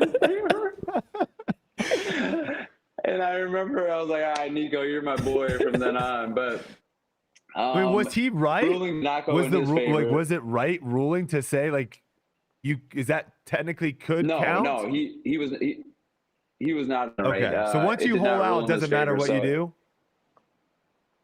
Yes, and we ended up going to a 4-hole playoff, and like after what just happened, all the excitement and the kind of confrontation between him and I, and the crowd was just way more on my side, especially after this confrontation happened. And I remember we both birdied the first 3 holes, and then on the 4th hole, I had like a 35-foot putt, and he was parked. And I remember just hitting it just low, and he walked up, and he was so hyped. He tapped in his putt, and he's got his arms in the air chanting Florida, and it was a pretty intense moment for 2007. I'll tell you that. Wow. Oh man, yeah. I mean that. I love you, Kenny. That celebration, like I remember. Going back to Ultimate, we won on what we call Universe Point. It's basically 14-14. Next person to score wins. And one of our best players at the time, this was my freshman year in 2006. He catches the goal and then just rips. We're playing like 25-mile-an-hour winds. He just rips this nasty lefty backhand straight up in the air, and like a wind gust catches it and launches the thing like 500 feet over the pavilion, way out in the middle of nowhere. And it was like one of the sickest, like he launches it up and his arms are up in the air. And it's like, that's like one of the sickest thing. And watching you, I mean, a spike is not near, to me, like that's like, I don't know how you even try to say that's a throw, but I could see that being a future celebration, right? Like someone drains a putt, runs up, grabs the disc, and then just chucks it in the air. That's an electric. I mean, that was one of the best kind of celebrations I think I've seen in disc golf, and we need more of that stuff. To be honest with you, right? I think so too, man. I was so hyped. I remember I was like down 3 strokes with 3 to play, and so coming back and hitting that putt, I completely just lost it. But yeah, I mean, hearing the crowd just erupt like that, it kind of sparks its own celebration itself just by hearing the crowd eruption. That was unbelievable. Man. All right. Well, hey, we appreciate everything, Cale, that your long career in disc golf and your continued long career in disc golf with all the stuff that you're doing over at the Preserve. I know all of us players, fans, everyone has really appreciated all that you have done for disc golf. And yeah, we really appreciate you taking the time to come on here, man. Hey, it's really my pleasure. And I seriously want to say thank you guys for working so hard and putting out so much content. We all appreciate it. Because I remember when we don't do anything. It's all Silas. Silas does everything. Me and Uli just show up. Silas is the man. Silas is the man. Yeah. I remember like when I first started playing, I had one disc golf DVD, and I probably watched it like 100 times. So all the people getting into the game now, they get to watch. You guys talk about disc golf and stuff. It means a lot. So thank you guys. Yeah, of Appreciate course. it, All right, brother. We'll definitely have to have you come back on at some point. Anytime. All right, boys. All right, man. Have a good night. All right, Cale Leiviska, 14 years, Uli, 4,850 days, 370 tournaments, cash streak. My gosh. Guy's a baller, man. Didn't you have a decently long cash streak at one point? Like you were up there, right? Probably. I mean, not like that. No. No. But I'm saying, like, I think I saw somewhere 100 and some tournaments, maybe 200 tournaments, maybe something like that. Yeah. When I was doing my research, I think I saw your name in the list of like someone that had a long cash streak. So I've played a lot of tournaments though. I'm almost at 600 probably. So there's going to be some crazy stuff in there for sure. I don't think anyone's getting close to, like, I mean, we had Sexton on, right, when we were talking about his cash streak. I don't think anyone's getting close to this anymore. No. Like, it's like, unless you're just playing local, like C tiers, right? Like, and those technically are PDGA events. But if you're playing on the Pro Tour, good luck. We'll see. I mean, Calvin missed cash at all last year, or was it the year before? I think the year before he got the year before he got injured at Beaver Steep Fling and missed cash. Yep. Don't think he missed it last year. Of course not. That was one of my reasonings for why he should be player of the year, because his like average finish was basically. He's a top 10 or top 5 machine. Yeah, he's a monster. All right, next up, we've got Nikko coming on, folks. He hasn't joined just yet, so we're going to wait a little bit. But I'm very excited to get, people call me a lot of times the most polarizing player in disc golf. This Nikko might be, giving me a run for my money here. Very, very interested to kind of see what's going on with Nikko this offseason, what he is going to be planning on doing. He made a massive announcement. We kind of alluded to what we thought it could be when he just had like that, signing. We now know what that is. We're going to talk to him about that. But while we wait, let me give you, I've got a segment coming up here. Well, we'll do this. We'll give hats off to Kristen Tatar. Kristen Tatar, nominated for the Estonian Female Athlete of the Year. There's only 8 nominees. Wow. That's a big deal. That's insane. That's for her country? Yes. She's going to win it. Like, if disc golf was somehow in the Olympics, I think she would be like the flag bearer. Like, she would be the one walking it. She'd be the one walking in with the flag. That's huge. That's so sick. Yeah. Very, very cool. What else do I got here? I can do a Twitter hot take. Let's do a Twitter hot take. Hit me. Cold weather disc golf is not fun. No. And it actually hurts your fundamentals. Thoughts on that? Like, I don't think anyone thinks it's fun. No one thinks going out in the snow is fun. But do you think it hurts your fundamentals? Yeah. What do you mean? Of course it does. It hurts your fingers when you throw. That it definitely does. It definitely hurts your fingers. You're putting, you can't feel your hand. Like, this, my biggest thing with like cold weather golf that I feel like is like the hardest thing to do is warming your hand up, then going straight to the putter. It's cold. Now your hand's kind of sweating, and all of a sudden it's like your grip is wild. You're just like, no clue. Like, I don't know. I feel like powder bags are super important because they give you like the same texture every time or whatever. Or I like either lick my fingers or I blow into my hand to get that same texture over and over again. When it's cold, it's impossible. No clue where the thing's going. The texture's wild. It hasn't happened to me. I've heard stories of it being so cold that if you throw like old baseline plastic and it hits the tree the right way, it just like crumbles into a bunch of pieces. Oh yeah. Like that doesn't sound fun at all. Oh, I've seen many of disc explode. And then you know what the rule is, Brodie? It's hilarious. You know where you play it?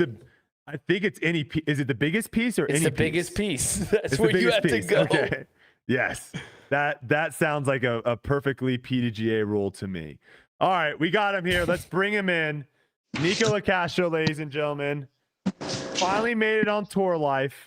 We've been talking about this for several months now, about when you were going to finally make your appearance.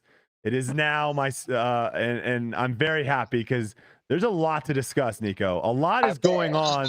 A lot has been going on these last couple weeks.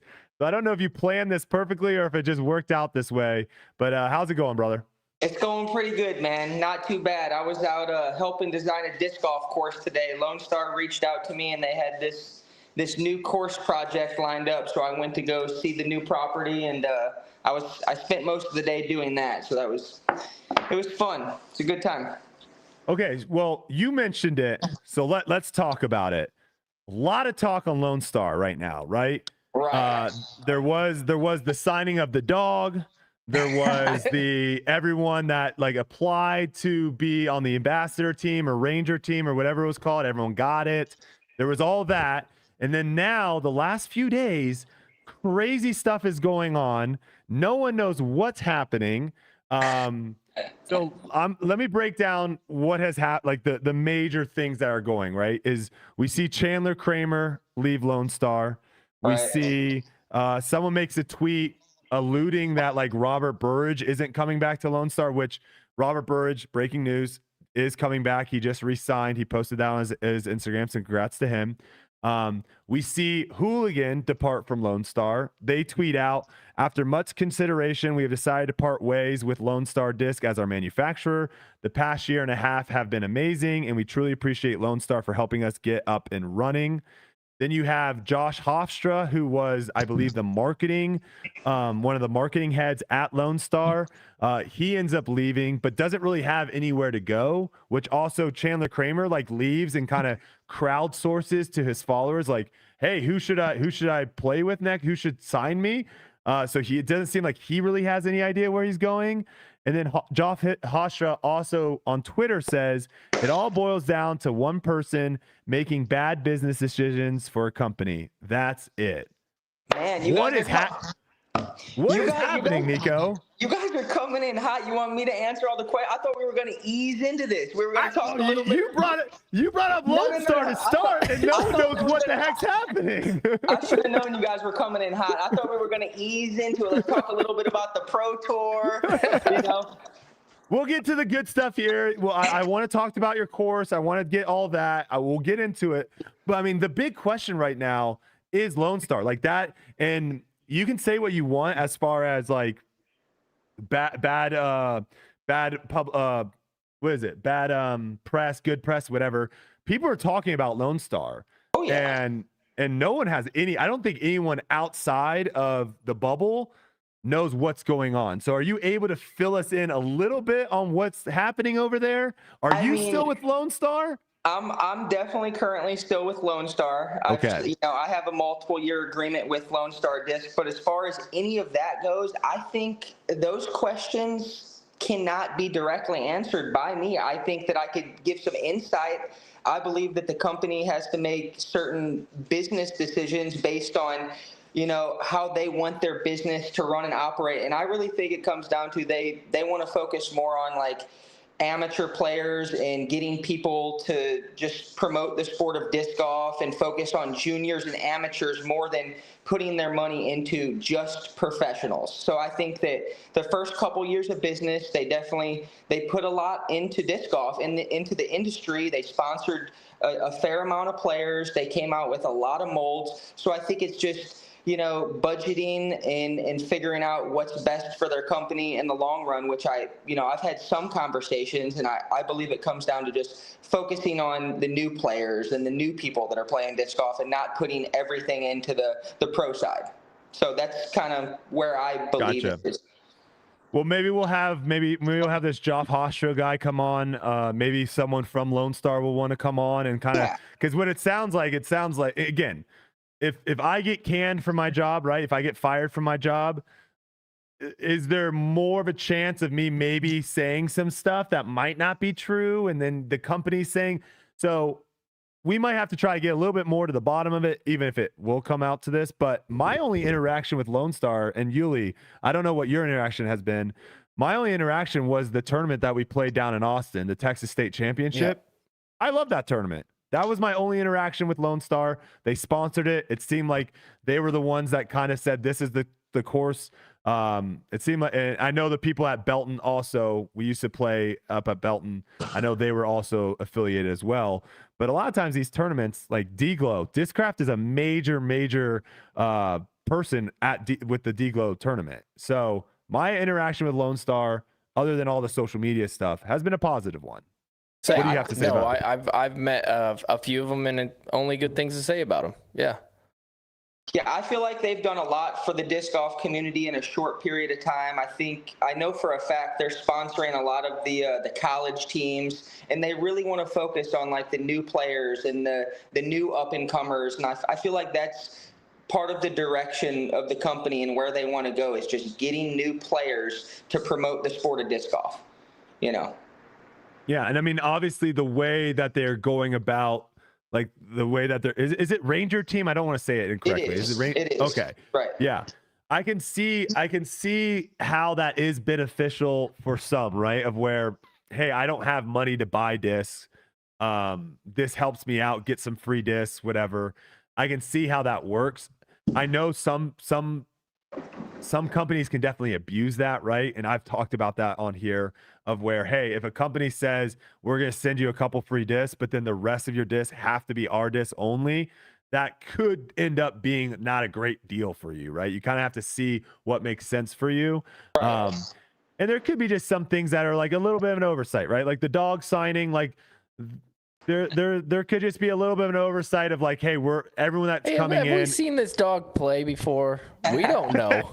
We don't know. They could be nasty. I don't think that's the worst thing in the world. I feel like, to me, from my funny. point, I thought it was funny. I was just funny. Like, that's cool. We got a dog on the team. You know what I mean? The thing that they did really well with that is they rolled with it, right? If they would have tried to be like, no, we didn't sign a dog. No, like they tried to they put the dog on the website. Like they rolled with it, right? Yeah. And so I think that's huge. Is like rolling with the punches. We're all gonna make mistakes. We're all gonna say stupid stuff. You just gotta sometimes roll with the punches. So, all right, let's get to the actual big news and why a big reason why we wanted you on the show. You decided to post this freaking little cryptic thing the other day of where you're like, ooh, what's going on? And everyone in the comments trying to guess, like, is he leaving Lone Star? What's happening? People, I didn't even realize you had like a product in the thing that people were thinking like he was getting sponsored by that product. Turns out, and we'll pull it up and I'll read it off here for the people that maybe haven't seen it. Turns out you bought a disc golf course. And let's see here. Was my internet like somehow slow on everything but here? Oh, here we go. So you say, lots of paperwork later, I finally closed on 130 acres to build a championship level disc golf course and pro shop in Houston, Texas. I'm excited to share this project with the community. We plan to offer a fun and recreational style layout on the property, as well as a driving range and glow course. Thank you to Lone Star for their support throughout the year, the Houston disc golf scene for welcoming me, and the entire disc golf community for sharing the passion of disc golf. Thank you to all the people who have showed love along the way. Can't wait to share more about this venture. And it goes on to kind of show like this aerial, beautiful, beautiful property that you have. So first question, how did you find this property? Where did this come from? To be honest, I feel like it kind of fell on my lap in the sense that during Texas States, I came out here and I stayed with a friend, Grant Fisher. He has a property where I'm staying now. He's got a private disc golf course on like 15 acres. And I was parked out here and we just stayed in touch. He hit me up and sent me a message and was like, I have something that you might want to be involved in. And we went back and forth. He showed me some pictures. He told me about this course that has the potential to turn into a championship level disc golf course. And I took a chance on it. I flew out here at the beginning of the off season and I took a gamble. I got like a $500 flight back and forth just to see the property. And then once I put my eyes on it, I was like, yes, I see the opportunity in it. You know what I mean? I think Houston is one of the biggest areas for disc golf, and we have a lot of people, a lot of clubs, a lot of members, and the property's amazing. I bought my first chainsaw, and I've been out there doing some real labor, some work, and it makes me feel good, just to start working on a project. And I feel like, it's something I've wanted to do for a really long time, and I've had my hand in different course designs, throughout my career, but I feel like this is the first time that I'm going to build a course from the beginning stages and see it all the way through. So it's a 100% committed effort, and there's a lot of work to do, but luckily I feel like I have a lot of people on my side out here, and there's been a lot of people that have already stepped out to come out and help me work on the course. And we're partnering with several people, and we want to make it like truly a disc golf destination where I think people are going to want to come check this one out. I think it's going to be on the bucket list for sure. We're already up to like a par 70, and I think we could definitely make it a par 72. And we're going to have a championship layout, but I want to offer the recreational side of disc golf too. So we're going to have some shorter tee pads. And is there enough room for multiple courses, or is it just going to be one championship courses with different tee pads all the way down the line? We definitely have room for multiple courses, but right now I want to focus on the championship layout. The tournament, the circuit is going to start very soon, and I'm just committed to trying to get this thing off the ground before I get back on tour. And we all know how quickly 2 or 3 months goes by when you're not playing on the tour. So that was gonna be my next question. So you're not planning on slowing down next year for touring. You're gonna do a full tour. I'm definitely planning on doing a full tour. I considered the option to take like the first month off tour and continue to work out here, but we'll see how it goes. I think we're going to be able to finish the project and have the course and pro shop ready to launch. It's been a nonstop commitment. I've been on the phone and emails and ordering discs and ordering stuff and talking to contractors and making sure we're going to get this thing off the ground. So I have somebody over there coming tomorrow to work on the flooring, putting some shelves in there, setting up a point of sale system. So, it's a multi-layered project. There's a lot of acres to cover, and it's going to take a lot of effort to see it all the way through. But we've been out there, and we have a lot of the holes already, cut down with trees. So the next part of the project is going to be getting a hydro axe in there and literally just laying down turning it into mulch at that point. How's been the community around there? Have they been super supportive of the project? I mean, to be honest, people have mostly had all like positive reaction to trying to put a championship level course, and people are saying that Houston really needs a big boy course and like a training facility. So, the long-term goal in this is to eventually have a pro tour stop out there. And during the off season, I'd like to set up, training camps, to set it up and invite some other pros out and kind of make it like, Uli might be familiar, but Camp Woodward, they did this in skateboarding where they have pros. And Brodie, you might have heard of that too, but that's the goal, is to create a training facility. And I feel like that's a step in the right direction for the future of disc golf is having these private facilities that can just raise the bar of what disc golf could be. Yep. Yeah. Love it. Yeah. We had Cale on just before you, and I was talking about how, you have Cale kind of being one of the first. I'm sure there's probably someone other than Cale. And then Paul Dillon getting into the course that were, the chess.com invitational. Now you here getting some land as well. So I think it's all good things for disc golf for sure. Any course names? I saw Indian Shores. That's the area in the community, and I think we're just going to run with it and call it the Indian Shores Disc Golf Club. I want to set up a country club style setting and open up for memberships and make it affordable to the community, and not try to set the bar at such a high dollar rate that it's going to be hard to get people. I just want to charge $10, $15 and have some golf carts available for people to come out and just have that private area.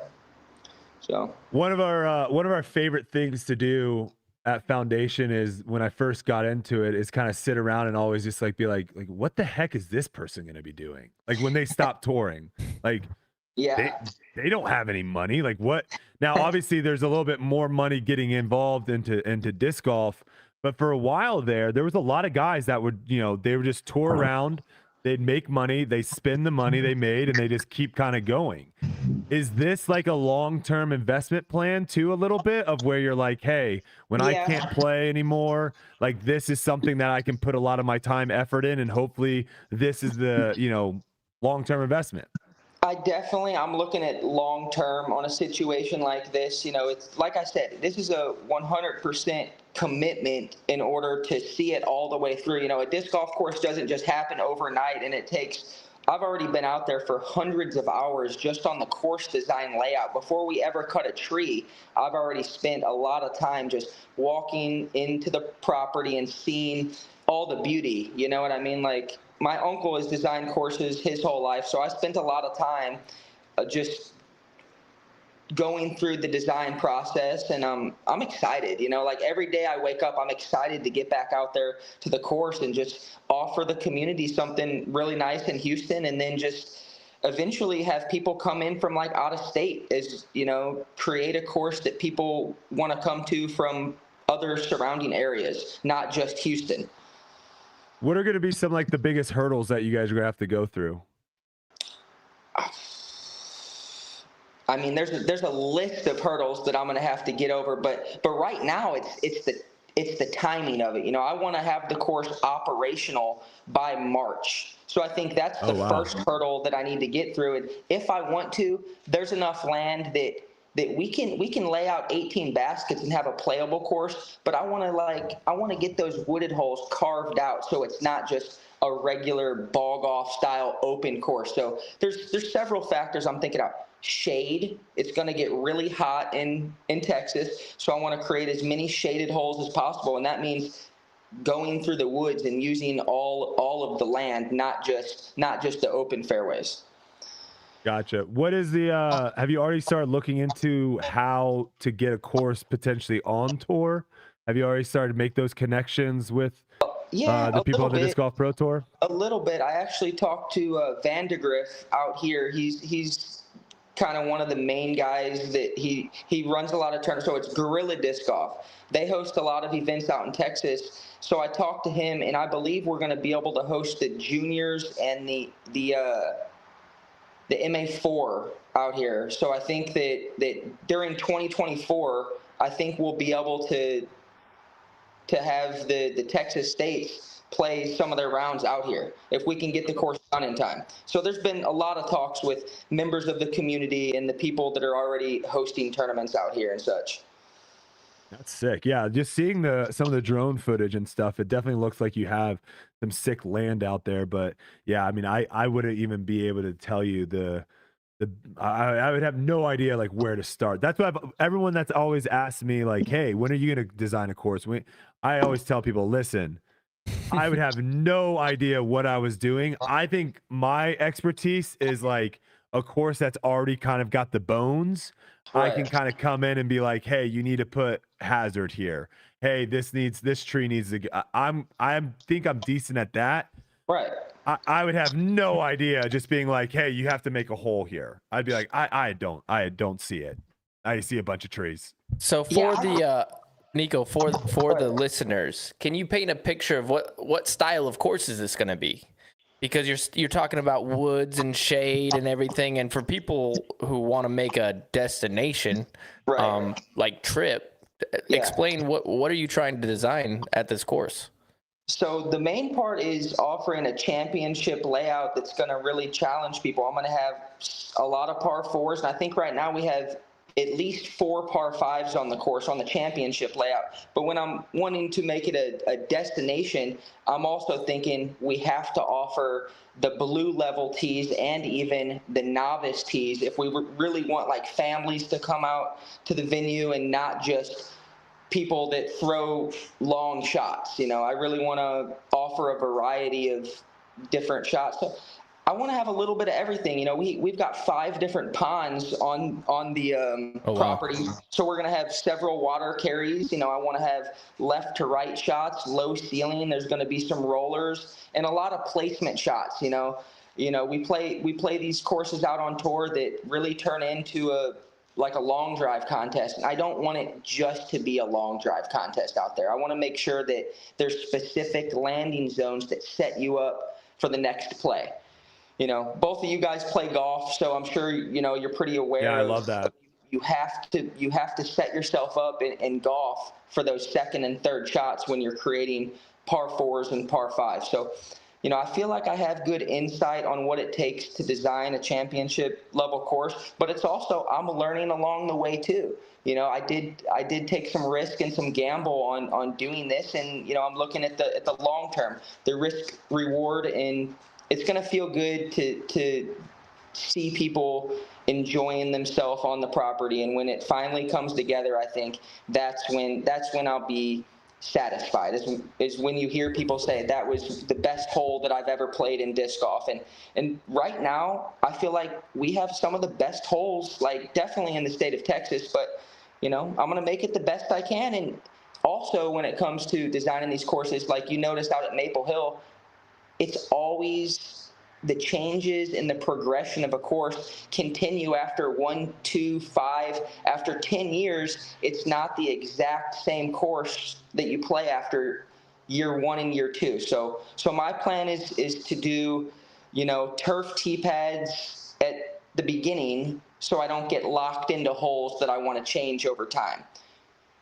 So there's a lot of thought that goes into this whole process of designing a disc golf course and making sure that it's going to be playable. And I want people to be happy. I don't want them to just go out there and get so beat up by the course they never want to come back.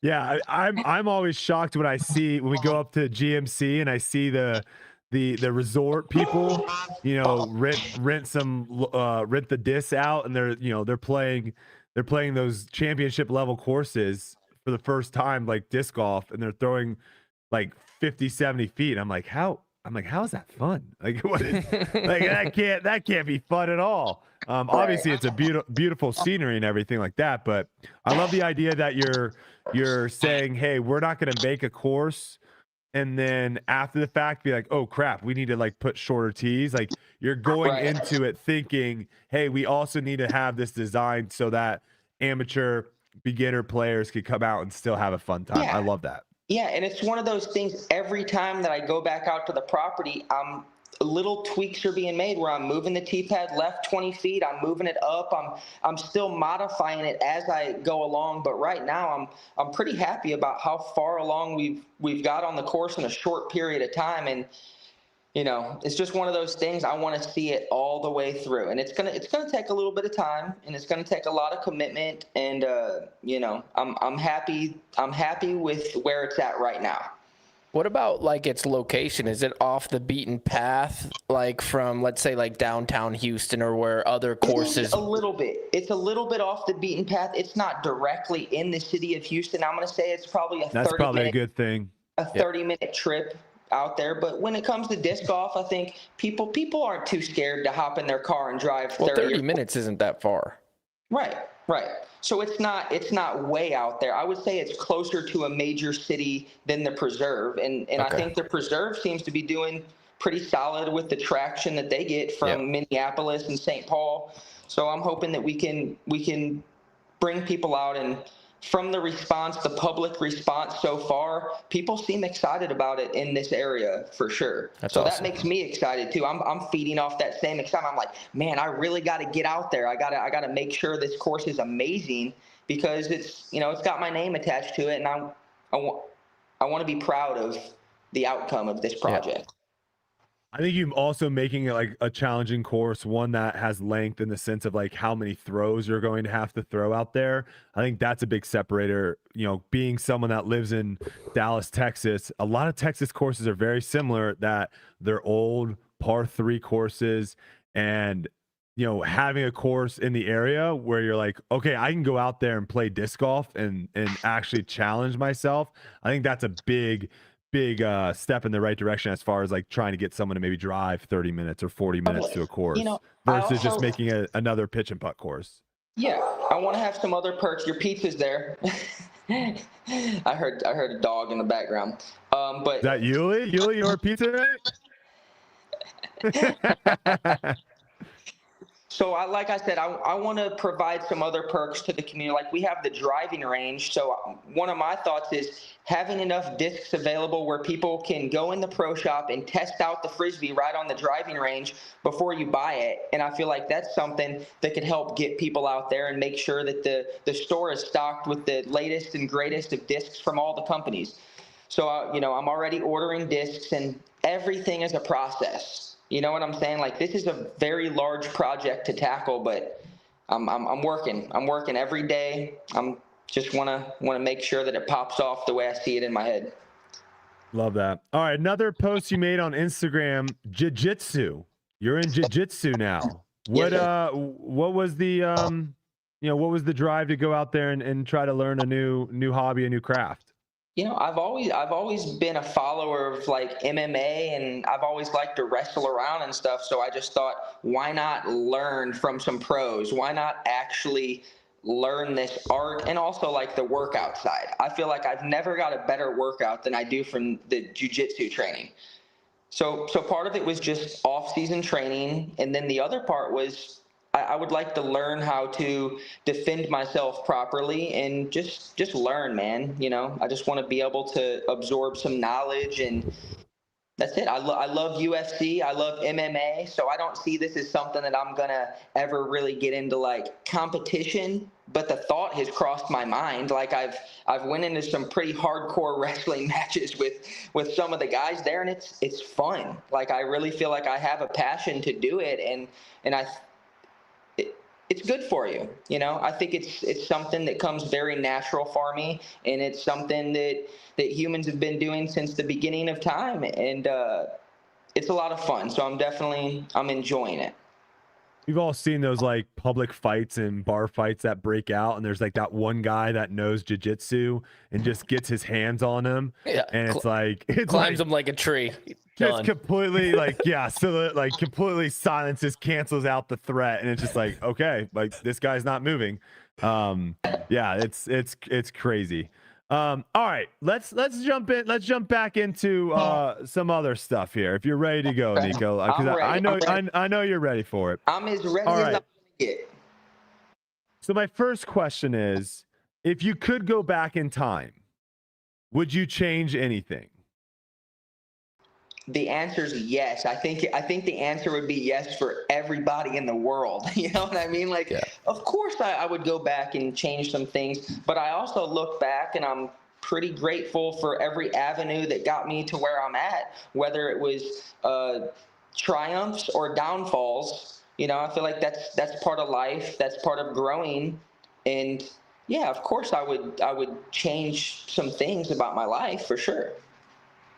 Do you like kind of playing the heel role in a way? Do you like having, because the majority of people, I think me and you are similar in this way of where we actually have vocal people that do not like us. Right. But the majority of people on tour, they don't really post on social media. They don't really do, they don't have outbursts or anything like that while they're playing. So there's not really any sort of negative attraction towards them. Right. Do you like having that side though? Do you like being the heel, or do you wish, wish you could go back and kind of change some things to where you're like, hey, that's not me? Well, of course, I think that's a little bit sensitive topic because I know that I've had some outbursts in the past, and I've had some things regarding my image that I feel like my name has been, in a way, I feel like my name has been ran through the mud and kind of like brushed under the rug in a lot of different ways. And as a man and just as a human, I think you want people's respect. You want the respect from your peers. And of course I want, everybody's respect in the whole disc golf community. So yeah, a part of me, wishes that I could have done certain things different. But then again, I really think about it and I'm like, I watch sports. I watch a lot of different sports, and there's nothing that I've ever done that you haven't seen in every other sport from at least half of the players in all these leagues. You can name every league, and people play with emotion. It's when you're a competitor, it's very often that emotions are part of competition. So, I'd be lying if I said I haven't let my emotions get the best of me. But then again, I feel like part of my emotions is what makes me who I am. And,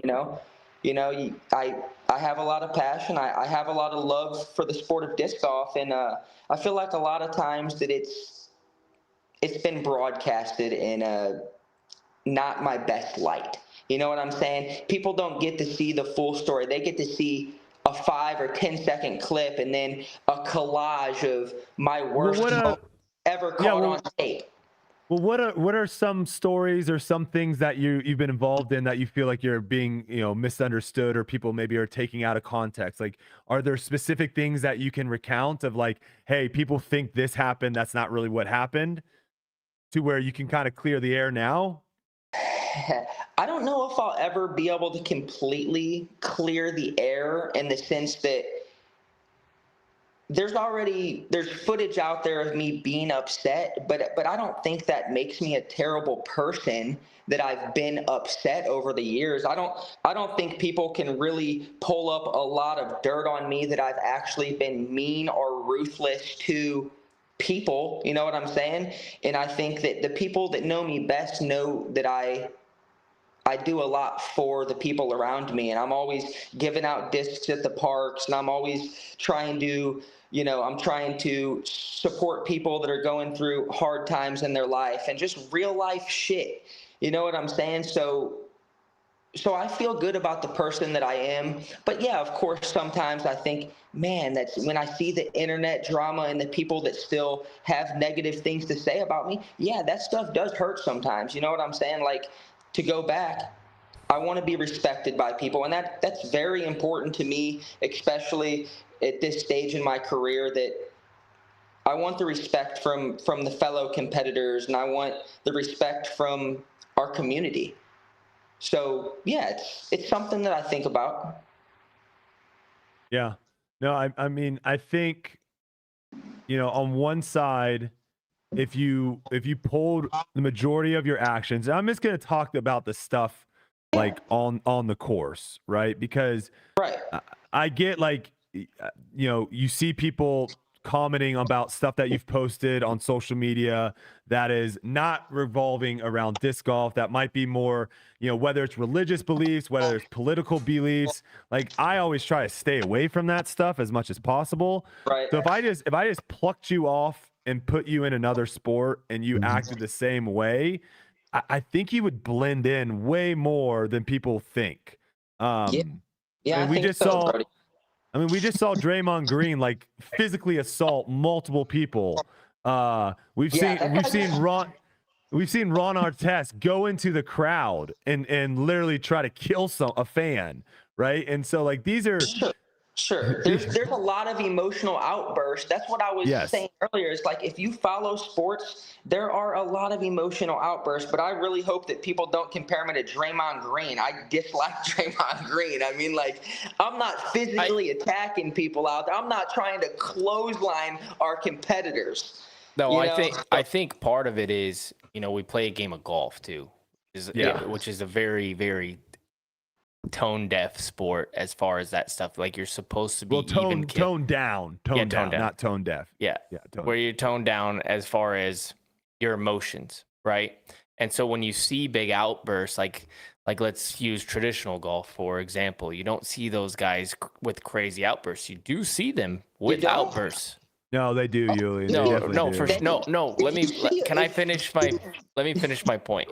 You don't see it because the media is able to cut away.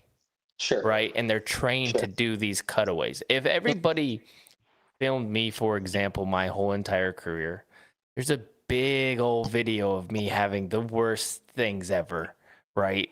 And having my outbursts and everything. Unfortunately, they haven't been caught on camera. And it's just like anything. When they are, it is your responsibility to take ownership of what happened for the world to see. Oh yeah. You know what I mean? And I think that you're one of the only people in the sport that has been caught in these situations and broadcasted to the world. Right. And Well, you're under a microscope now too. And yeah, exactly. And so that's the unfortunate thing that but to be fair, like you've kind of put yourself in that position, exactly. right? That was what I was getting to. Oh yeah. And like for me, like I've played with you multiple times. I think we played at USDGC, I think last, right? Yes. And I think I commented to you saying like I noticed that your pace of play, which is something that, you know, Gannon Burr had this. A lot of people have. Jacob Curtis has this. Anyone that plays super slow, fans hate it. Mm-hmm. So I commented after a round saying like I noticed that you were actively like trying to play faster, and so that was something that I noticed. So I've never really had issues with you playing in person. The only thing that really stuck out to me that I was like, ooh, was obviously the incident at the European Open, right? Sure. Sure. And I didn't get the entire story. I wasn't there, so I couldn't see what he was saying. I couldn't see his eyes. I couldn't see really the face.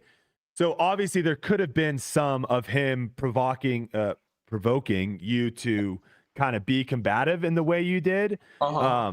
I think I think you would probably agree with me. If you could go back in time, you'd probably handle that situation differently. The one thing that really bugged me, and correct me if this isn't right, is like after the round, you didn't want to settle it. Is that was the word on the street, is like they were trying to get in contact with you, PGA officials, to talk to you about it. And the word on the street was like you were basically avoiding it or didn't want to talk to anyone. What actually went down after the round? I mean, I guess I'll get into the details of part of this story. So, to be honest, I sat inside the scoring tent for a little while with my shirt over my face like this to hide the tears, because I was extremely emotional at the time, because I knew that this was going to have an extreme backlash, and I was also facing some embarrassment that this was happening. But also there's a little bit of background on this story, and I really don't mind speaking on it, because I felt singled out at the time. And not only did I feel singled out, I believe 100% that I was singled out at the time, because there was an official following my card, and therefore I felt at a slight disadvantage, and there was two officials following the card. So there was just like I felt a tension within myself. And were they requested? Do you know if they were like, did someone on the card say like, oh, these officials are following us because they're requested? No. I believe that there was somebody sent directly to my card before the round even started. There was that's why I felt like I was at a disadvantage, because if I was the only one being timed, then I felt that it was an unfair situation, and I was holding on to that. And by the time, there was a lot of bottled up. By hole 18, I was shooting one of the best rounds on the course, and I moved from down the list up into the top 10 at the European Open, and it took a lot for me to get out there to the European Open. Like there's a background story. I was up for multiple days and had canceled flights, and it took me a really long time and a huge financial effort to get to the European Open. So it was just like, I just felt like there was a world of pressure on my shoulders, and the pressure got to me, and I snapped out a little bit, but I never laid hands on nobody. I wasn't cussing at anybody. It was a very tense situation that I was embarrassed about. So after I left the scoring area, I went to the vehicle, and then Jeff Jacquat, he was the first person that gave me a warning on, I think it was like hole 8 or 9. And I was waiting for people to clear the fairway. That's why I wasn't throwing my shot. So therefore I felt like I was singled out at the time. And then he was the one that went to speak with me. he wanted to talk with me after I got a stroke, which I felt like at the time I felt like I was being robbed, with like someone reached into my pocket and took money out of my pocket. So that's the internal feeling that I was dealing with during that moment. And for him to want to come speak to me afterwards, it wasn't like it was just a very tense moment that I wish I could take back in time. Like, there was just so much bottled up emotion and animosity, and like I literally had tears bawling out of my eye uncontrollably. Like, this is one of the first times in my life that I ever remember crying to the fact where I couldn't even control myself. Like, I was like like it was emotionally paralyzing at the time. So, I went in a little bit of those details, and it was just not my most proud moments in my life to go through something like that. And those next couple months after that, bad. That was really bad for me. That was really, really, really hard times in my life. I got dropped by both my sponsors. I felt like everybody in my life turned their back on me, and it was just I was depressed. Like, that was the hardest times in my life that I've ever had to go through, 100%.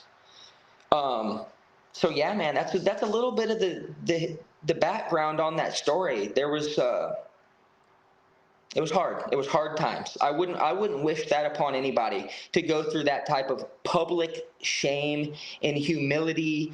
And I was sad, man. I turned off my phone. I didn't answer my phone for a month. I literally sat inside the house and didn't even talk to anybody. Like, I didn't even go out to the disc golf course because I was so embarrassed. Like, I was tired of people talking down on my name. Like, I came to a pinnacle in my life, in my disc golf career, and I felt like at that moment, everything was crumbling. My entire life was crumbling to pieces. So I felt like it was just like a rebirth after that. Once I got over those stages of feeling like down and humiliated and depressed and embarrassed, I had to rebuild my entire life. And then I had to rebuild my image, and that's why I feel good in a sense that I've had to come from a lot. I truly believe that I can write a book about my life, like a real underdog story. Somebody that came from nothing and ended up making it past challenging times and get to the better side of life. Because I know a lot of other people are dealing with very hard situations that they couldn't even explain to you on a podcast. How did you get over that depression and stuff? Like, what were there certain people, or was it like a combination of a bunch of stuff? I think it was, there were people in my corner no matter what. As much as people were hating on me, there was some positivity coming my way and saying, we believe in you, Nikko. I know you can get through this. And I think that I just had to like reach deep within myself and find the belief that even though I make mistakes, that I got caught up in a bad spot. Like, I knew that I made a major mistake, especially like publicly on the 18th hole of the European Open in front of the European nation.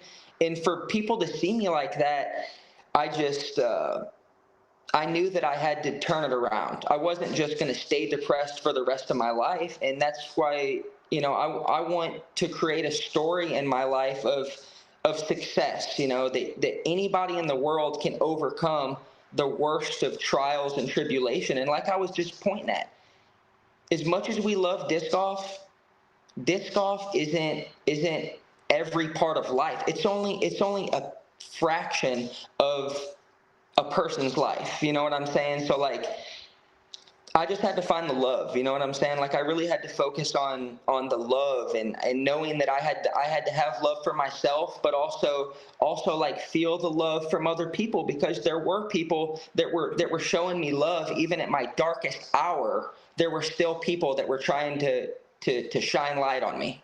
Do you think getting put in that situation again that you would do it differently? I know it's like, of course you're going through this, but I feel like that's what a lot of people want to hear from you. You know what I mean? It's like the growth of you and being like, hey, if I was in that situation again, I'm not that guy. What are some things? I don't want to have to get in anybody's face or nothing like that. As much as I can be a fiery person, I don't want to really bring any type of like pain or discomfort to anybody. And I feel like that was a very uncomfortable moment, not only for myself, but for the official and the people in Europe that, that's a prestigious event.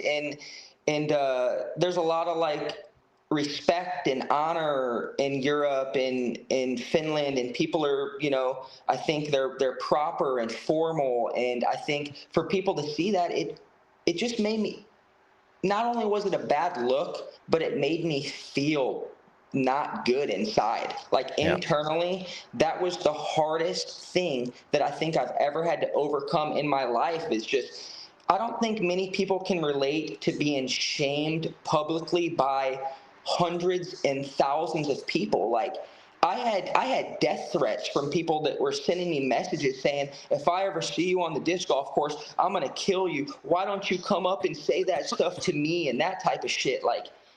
Like I said, I wouldn't wish that type of situation upon anybody. So of course, if I can go back in time, I would have loved to handle that situation a lot differently. So what are some steps, you mentioned you want to have the respect from, your peers, the players on tour, from fans as well. So what are some steps that people can look forward to seeing from you in 2024 with new changes? Like what are things that you're going to be working on? What are things that you're going to be focusing on to try to, maybe someone that's like, hey, I'm kind of on the fence on Nikko. He's done some stuff that I don't like, but then there's other stuff that I do like. Like, what are some things that you're going to be changing with either, your actual emotions, like how you handle yourself, your play? Like, what are some things that people can expect to see in 2024? Well, I don't see myself ever getting caught up in a situation like that again. So a part of it is being able to learn from mistakes that I've made. But I'm going through changes all the time. I'm trying to progress as a person. I'm trying to focus on my health, my career, and just being the best person that I could be on and off the disc golf course. So I think if anybody ever comes up to me and they really speak to me, they can make a judgment for themselves about what kind of person I am and how I treat people. It's, I don't want people to just think about me from the public point of view. If people have anything to say, I want them to come up to me and speak to me. I think I'm a very personable human being. Like, I think I'm easy to talk to, and I think I'm a friendly person. So I think that it's just about making that judgment for yourself and not just judging somebody from what you see on the internet. The internet only shows a piece of somebody's life, So I think as far as like what they can expect to see from me, I try not to have these crazy expectations, but I want people to see me for who I am and not just bits and pieces of information. Like if somebody wants to learn about Nikko Locastro, I want them to come up and have a conversation with me, and then they can make a judgment from there. Yeah, but there's hundreds of thousands of fans out there. Not every single one of those people is going to be able to come up and have a personal conversation. A lot of them can, but you're speaking to a lot of people right now. Yeah, I hear you. So what is the question that you want to ask? Well, I think, when you look at it, and again, like me and you are very similar in the sense that we have what you would call like haters, right? People that will go on our social media and make negative posts. I think maybe some of the things that I have done that have created that, I don't think if I went back in time, I don't think I would change anything. Right? Like if I have an opinion on someone that isn't a positive opinion, and that now creates someone that was a fan of that person or whatever, now you know, not like me. Like I'm just gonna keep it real, right? Right.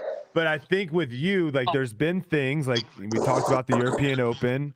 We've talked about some of like the outbursts that you've had during tournaments. And then the other thing too is like the pace of play issues, right? Like, and those are the like, are we going to see changes? Are we expected to see changes in those things going into 2024? Yeah, I believe that I've worked on my routine a lot, and the whole pace of play thing, I think that I've developed a much better routine than I've had in the past. So I'm hoping that that will definitely have less people hating on me. But the internet is a vicious place. I don't know if I'll ever be able to stop people's negative opinion, but if I focus on the positives and I focus on building community, I focus on positive relationships, you know, focus on just working with the youth, focus on my disc golf course out here, and just focus on being the best player that I can without having future outbursts and without having a future in disc golf where people only think about me as the time violation guy, the European Open guy. You know, I want people to see me in the light. I want them to see me win tournaments and work on my time and just I'm trying to be the best person I can, man, and I hope that the community can see that in the future, and I hope that the people that we play against, all our competitors, and I think that I do have good camaraderie with all of you guys. You know, people might say something behind each other's back every once in a while. That's life, man. People always have something to say, but when it really comes down to it, I feel like I have a good relationship with everybody on tour. People always ask, like, who do you hate to play with, Nikko? And it's always a hard question for me. And I'm just like, I don't really think I dislike anybody on tour. I don't think I really dislike to play with anybody on the disc golf tour. So maybe that's for a different podcast. There's definitely a couple people where if they're having a bad day, I'm like, oh gosh, I have to play with this guy. Yeah, yeah, go ahead, Uli. No, I was just gonna say, I mean, Nikko and my career have pretty much paralleled each other since our amateur days, and we've played a lot of golf together over the years. And I have a ton of respect for him because of the grind that he's always had to become a better player. And I've personally seen him do some amazing things on the course and off the course, without a doubt. We've also had our scuffles in rounds, but we've maintained a pretty dang good friendship through the whole thing. And I just wish you the best, man. I honestly do. I hope that you can keep working on those things and working on, like you said, in community. I feel like that's a big thing. Help your community. And, you know, over time, that will help you change those things that you want to change. Yeah, man. Right, I'm focused. I'm focused on the future, and I'm focused on, you know, just going back to just being the best I can on and off the course. And I want to inspire people too, especially now that I'm 35 years old. I want to inspire people that you can still win at this age. And I feel like I still have that competitive drive to want to be the best player in the world. And even though I'm not number one, I still have the belief that I can put together a good weekend of disc golf and come out on top. And I think that alone will not just change my image for like a positive, but I think that'll give me a lot of like fulfillment that all of us, we all want to win. We keep showing up and we keep taking these beatings on the course because we know that our best can still come out on top, man. And, you know, I wish the best for everybody out here on tour because I know what kind of sacrifice it takes to be a professional disc golf player. It's all of us, no matter what bracket of life or no matter what your background is, or if you come from money or if you don't come from money, it's still a commitment to go out and be a professional disc golfer. And this shit is not easy. It's not for everybody. It's sacrifice and all the commitment that you could ever imagine. You guys know it takes a lot to do an entire year of being on the road, away from your family and away from friends, and we all love it. We all share that common passion and the interest that I feel like, whether you believe it or not, I feel like everybody's. We almost made it, Uli. We almost kept him in there. hopefully he bops back in, because I do have 2 more questions that I quickly want to get answers from. So Silas, just throw him back in. Interesting there, you know? Yeah. Interesting. Yeah, without a doubt. I mean, it's nice to hear the other side of the story. You know what I mean? Because like I said before, and this isn't condoning any behavior or anything, but you know, in other sports, it does happen. The media can cut away from certain things here and there, and that's something that, hey, it's live, man. There's no second delays. And like I said, like I don't really have any, like I don't feel bad, because it's like, again, you've put yourself in this position. Yeah. But there is something to be said. Like there isn't really anyone like Nikko as open that he is about it. So I think the microscope is on him so much more than on these other sports, that there is so much more commotion, so much more stuff going on. I do think he does have a great personality. Like you're not going to get just like a shell of a person out there. Like if you're going and watching Nikko, you're not going to get, I wish the shenanigans, I wish the pace of play, I wish those things got eliminated. But like just watching him make that putt on hole 17 at Waco a couple years ago, like he does give really, really good moments. If he can just dial in those other areas, I think he's a great person to have on tour. That would be I don't think disc golf take. would be the same without the guy, man. Like I said, I played against him for a lot of years. He won 4 Player of the Year awards in a row. There's a lot of people that don't realize how good he was. He was dominant. He wasn't just good. He was the best player we had at that time. Yeah. Silas, let us know if we get him back. All right. Okay. Dang. Okay. Well, maybe he goes back and listens to this, and then he can reach back out to me with these answers. I had 2 questions. These were my 2 questions I wanted to know.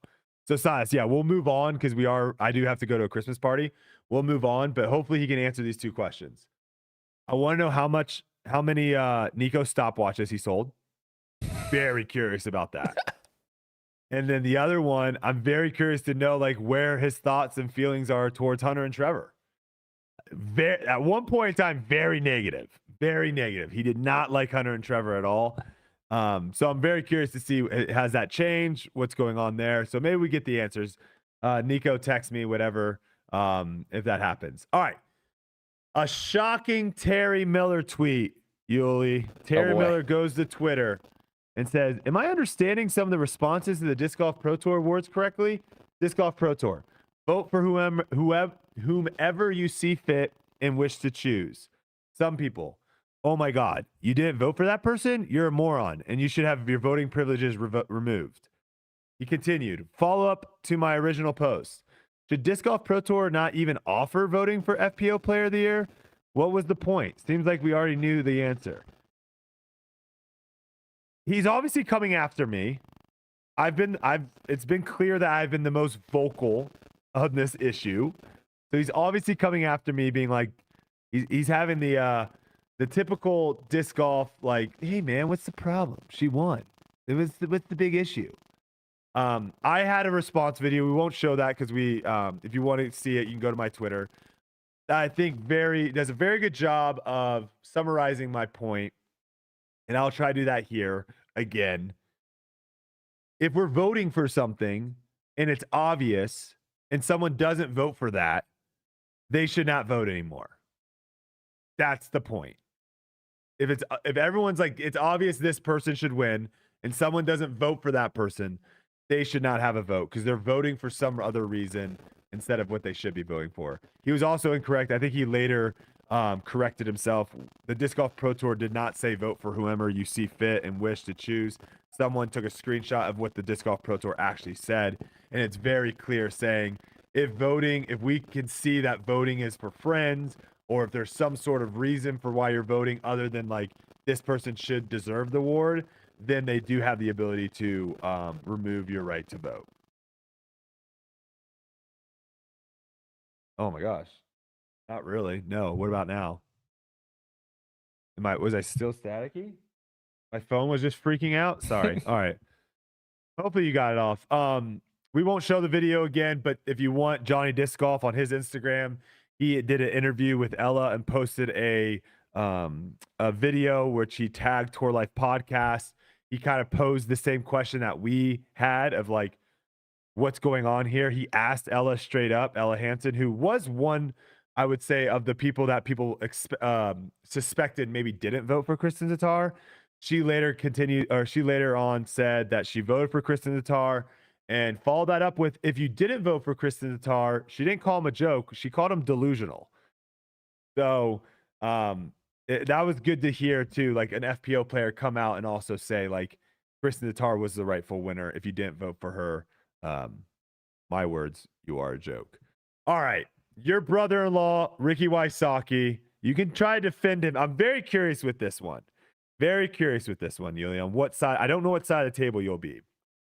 Ricky Wysocki, hot take. Seems like a lot of players that are switching manufacturers have been kept on the DL. Love to see the players be able to make the announcement and get the hype they deserve instead of everyone trying to leak all their sources on where everyone's going. Drew Gibson responded with, hard to have happen when the brands leak the info. Don't act innocent here. I won't elaborate anymore. He responded to Drew's tweet saying, not the point if I know where someone is going. I'm not going to post publicly. I'll respect the player and let them get the hype they deserve. Speculation is great, but full-blown posting that someone's going somewhere, that's the player's deal, in my opinion. All right, Uli. So this was also kind of attack a little bit at my boys, Hunter, Trevor, Griplocked, because when they basically made the podcast saying that Ricky Wysocki was going to go to Dynamic Disc before he had made the announcement, before Dynamic Disc made the announcement, Ricky went on Twitter, called Foundation Disc Golf the TMZ of disc golf, didn't like it, yada, yada. Where do you stand on this? Where is the line? What should happen? What shouldn't happen? What are do's? What are don'ts when it comes to player contracts? It's going to be as quiet as it can be, and then it's going to get leaked. It always gets leaked because the player tells other people, and those people tell people. That's the way that it works, period. That's how it works. I know it's how it works because that's how I get a lot of sources of people coming to me and be like, hey, guess what? Blah, blah, blah, blah, blah. And then I hear it from somebody else, and they're like, yeah, he told me too. And I'm like, got it. If you want it to be, if the player wants it to be hush-hush the whole time, don't tell anybody. 0 people. Have your manufacturer who knows. Don't go to the course, throw a couple discs. Don't go on your little Facebook and click, okay, I want to be involved with this collector group. Don't go sell your discs. Like, it's pretty simple to me. You know what I mean? I think there's should be a little bit. There's an easy formula. Yeah, it's news. It's going to get talked about. Eventually, somebody's going to tell the wrong person, and they're going to know. So this is what I'll say on the matter, because I agree with you a lot. If I'm a manufacturer and I tell the player, I tell the player's agent, and then I tell the marketing guy, I tell the budget guy, the finance, whatever. Those are the only people I tell. It's a very controlled environment. Yep. So if it does get leaked, I can start pinpointing like, hey, these are the only people that know, right? And I can try to figure out how it happened. If it comes back that our marketing guy told his buddy that's in the warehouse, and then his buddy in the warehouse told his buddies that he played disc golf with, and those guys, I'm firing this guy. You're done. You're out, right? Like, this is information we want to keep hush hush.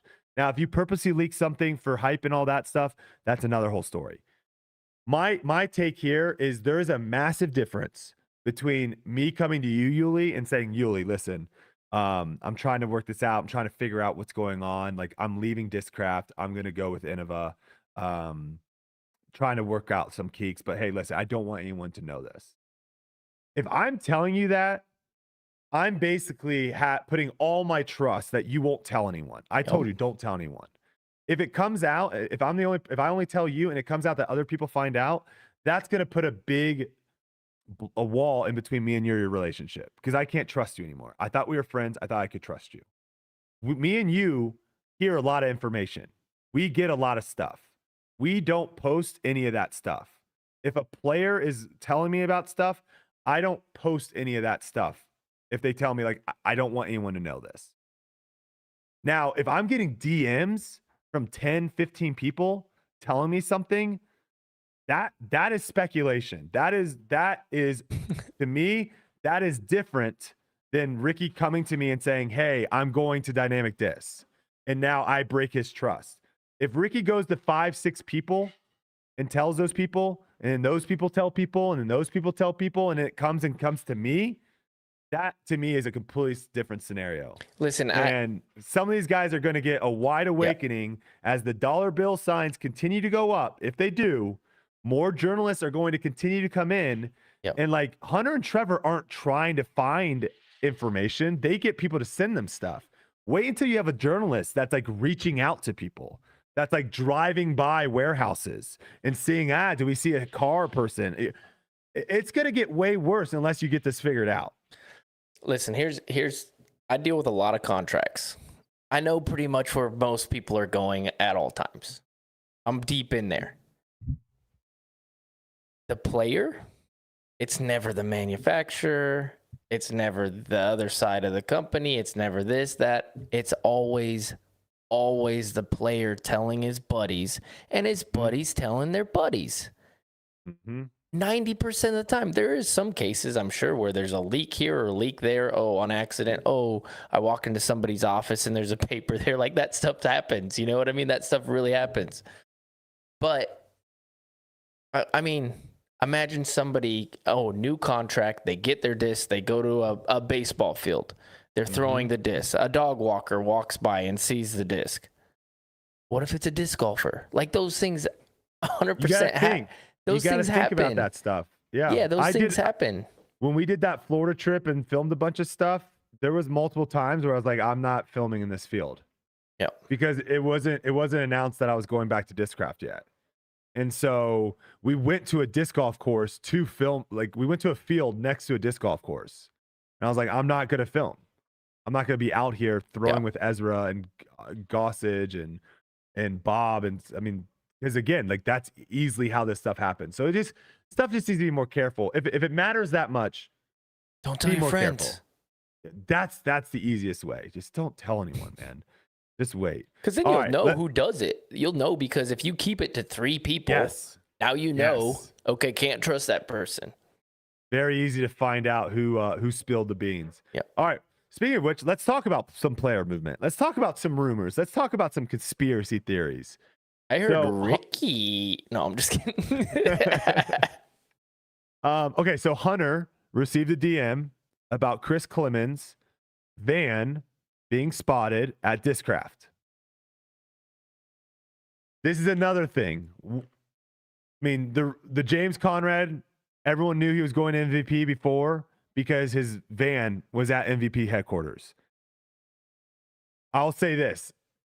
If you are having meetings, because again, I don't think this guarantees that Chris is going to Discraft, because I think you should be talking to multiple people, right? You should be having meetings with multiple things. So it doesn't guarantee it. Could be his girlfriend too. True. However, let's rent a car here, guys. In the future, let's rent a car. Let's rent a car. Let's not show up with your face and name on the side of your vehicle in the future. I think that is something that will get changed too. We did speculate that Clemens was going to leave Dynamic Disc. He changed his Instagram handle, if you remember.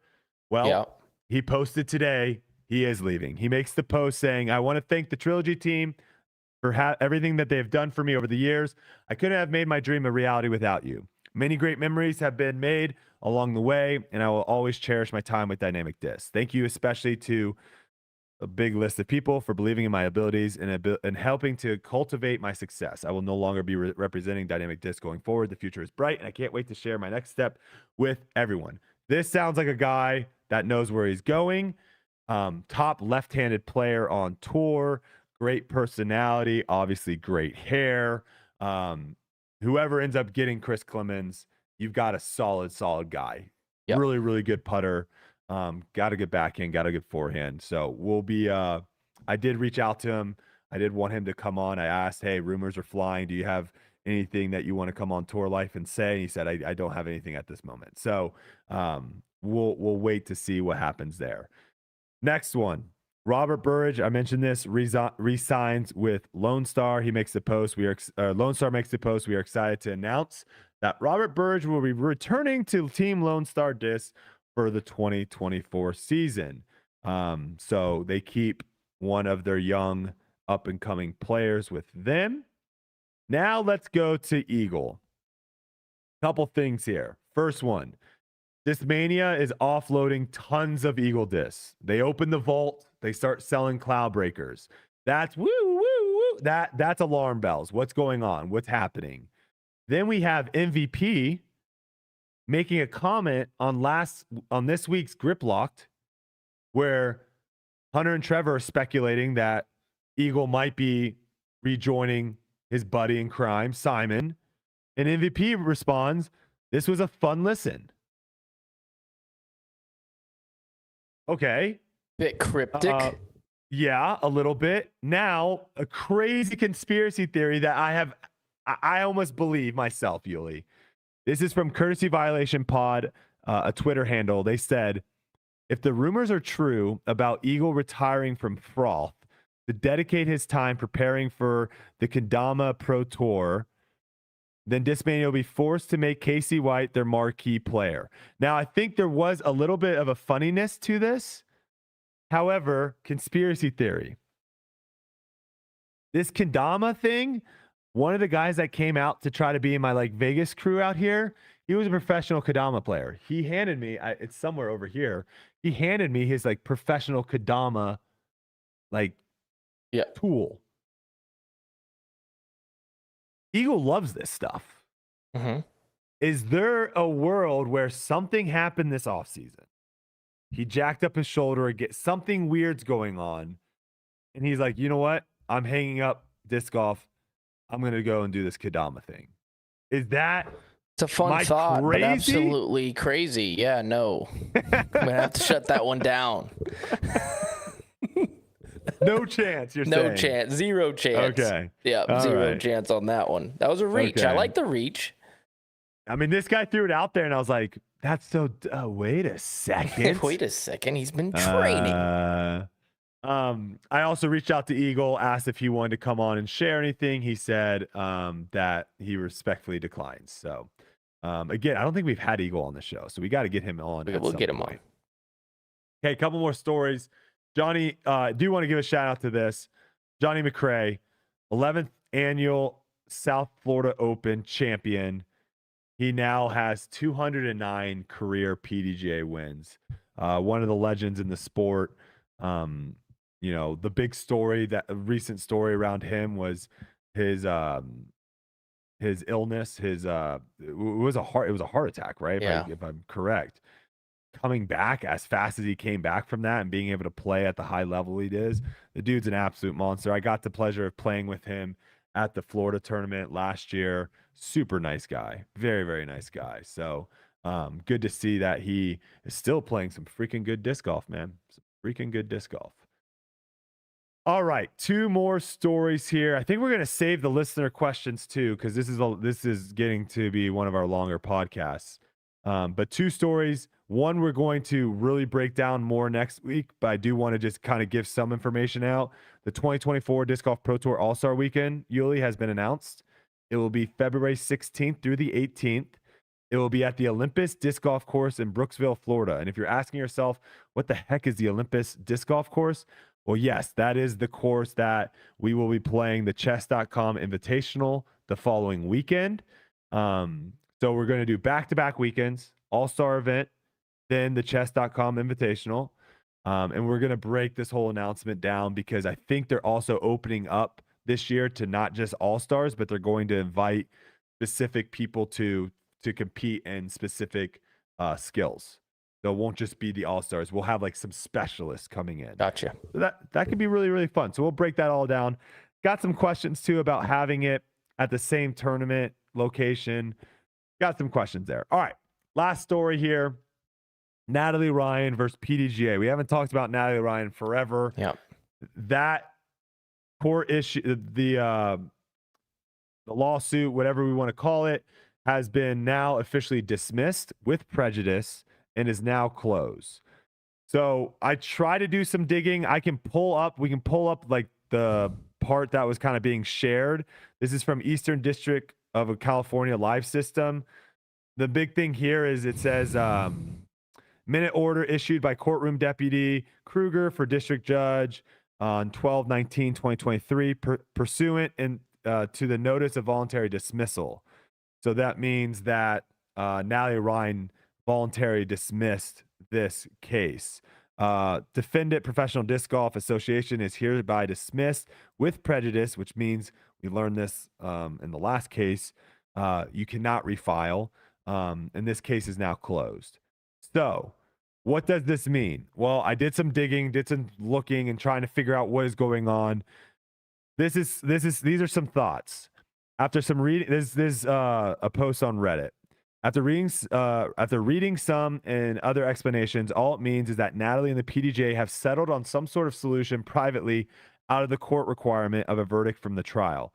Natalie withdrew voluntarily, which means she either ran out of resources to continue fighting, which doesn't seem to be the case based on what people are saying, or the PDGA has agreed to change the terms. This seems more likely.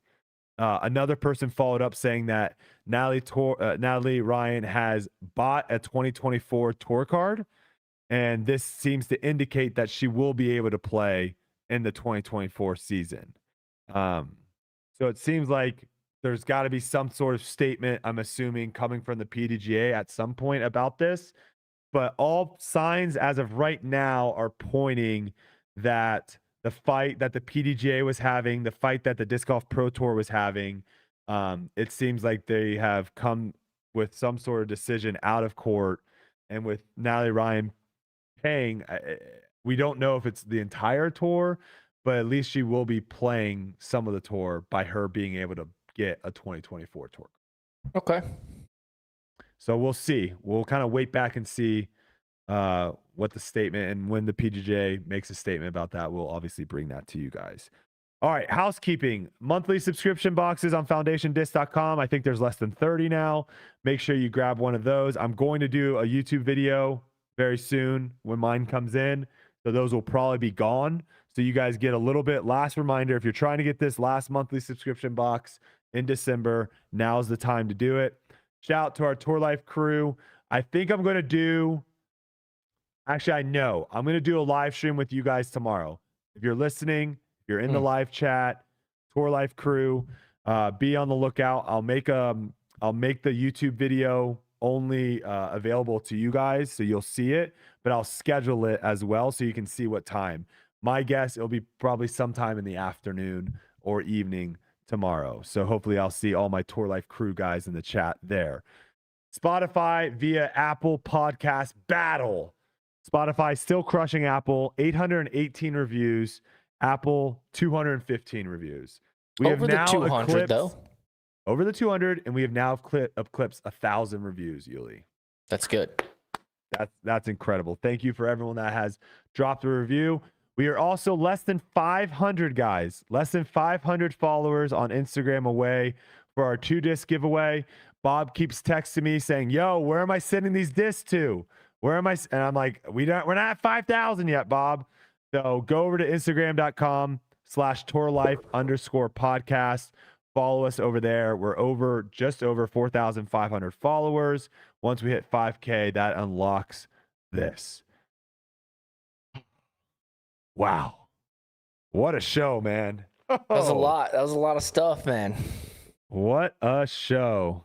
Shout out to Cale. Shout out to Nico. Yeah, good one. Yeah, great talking to both of those guys.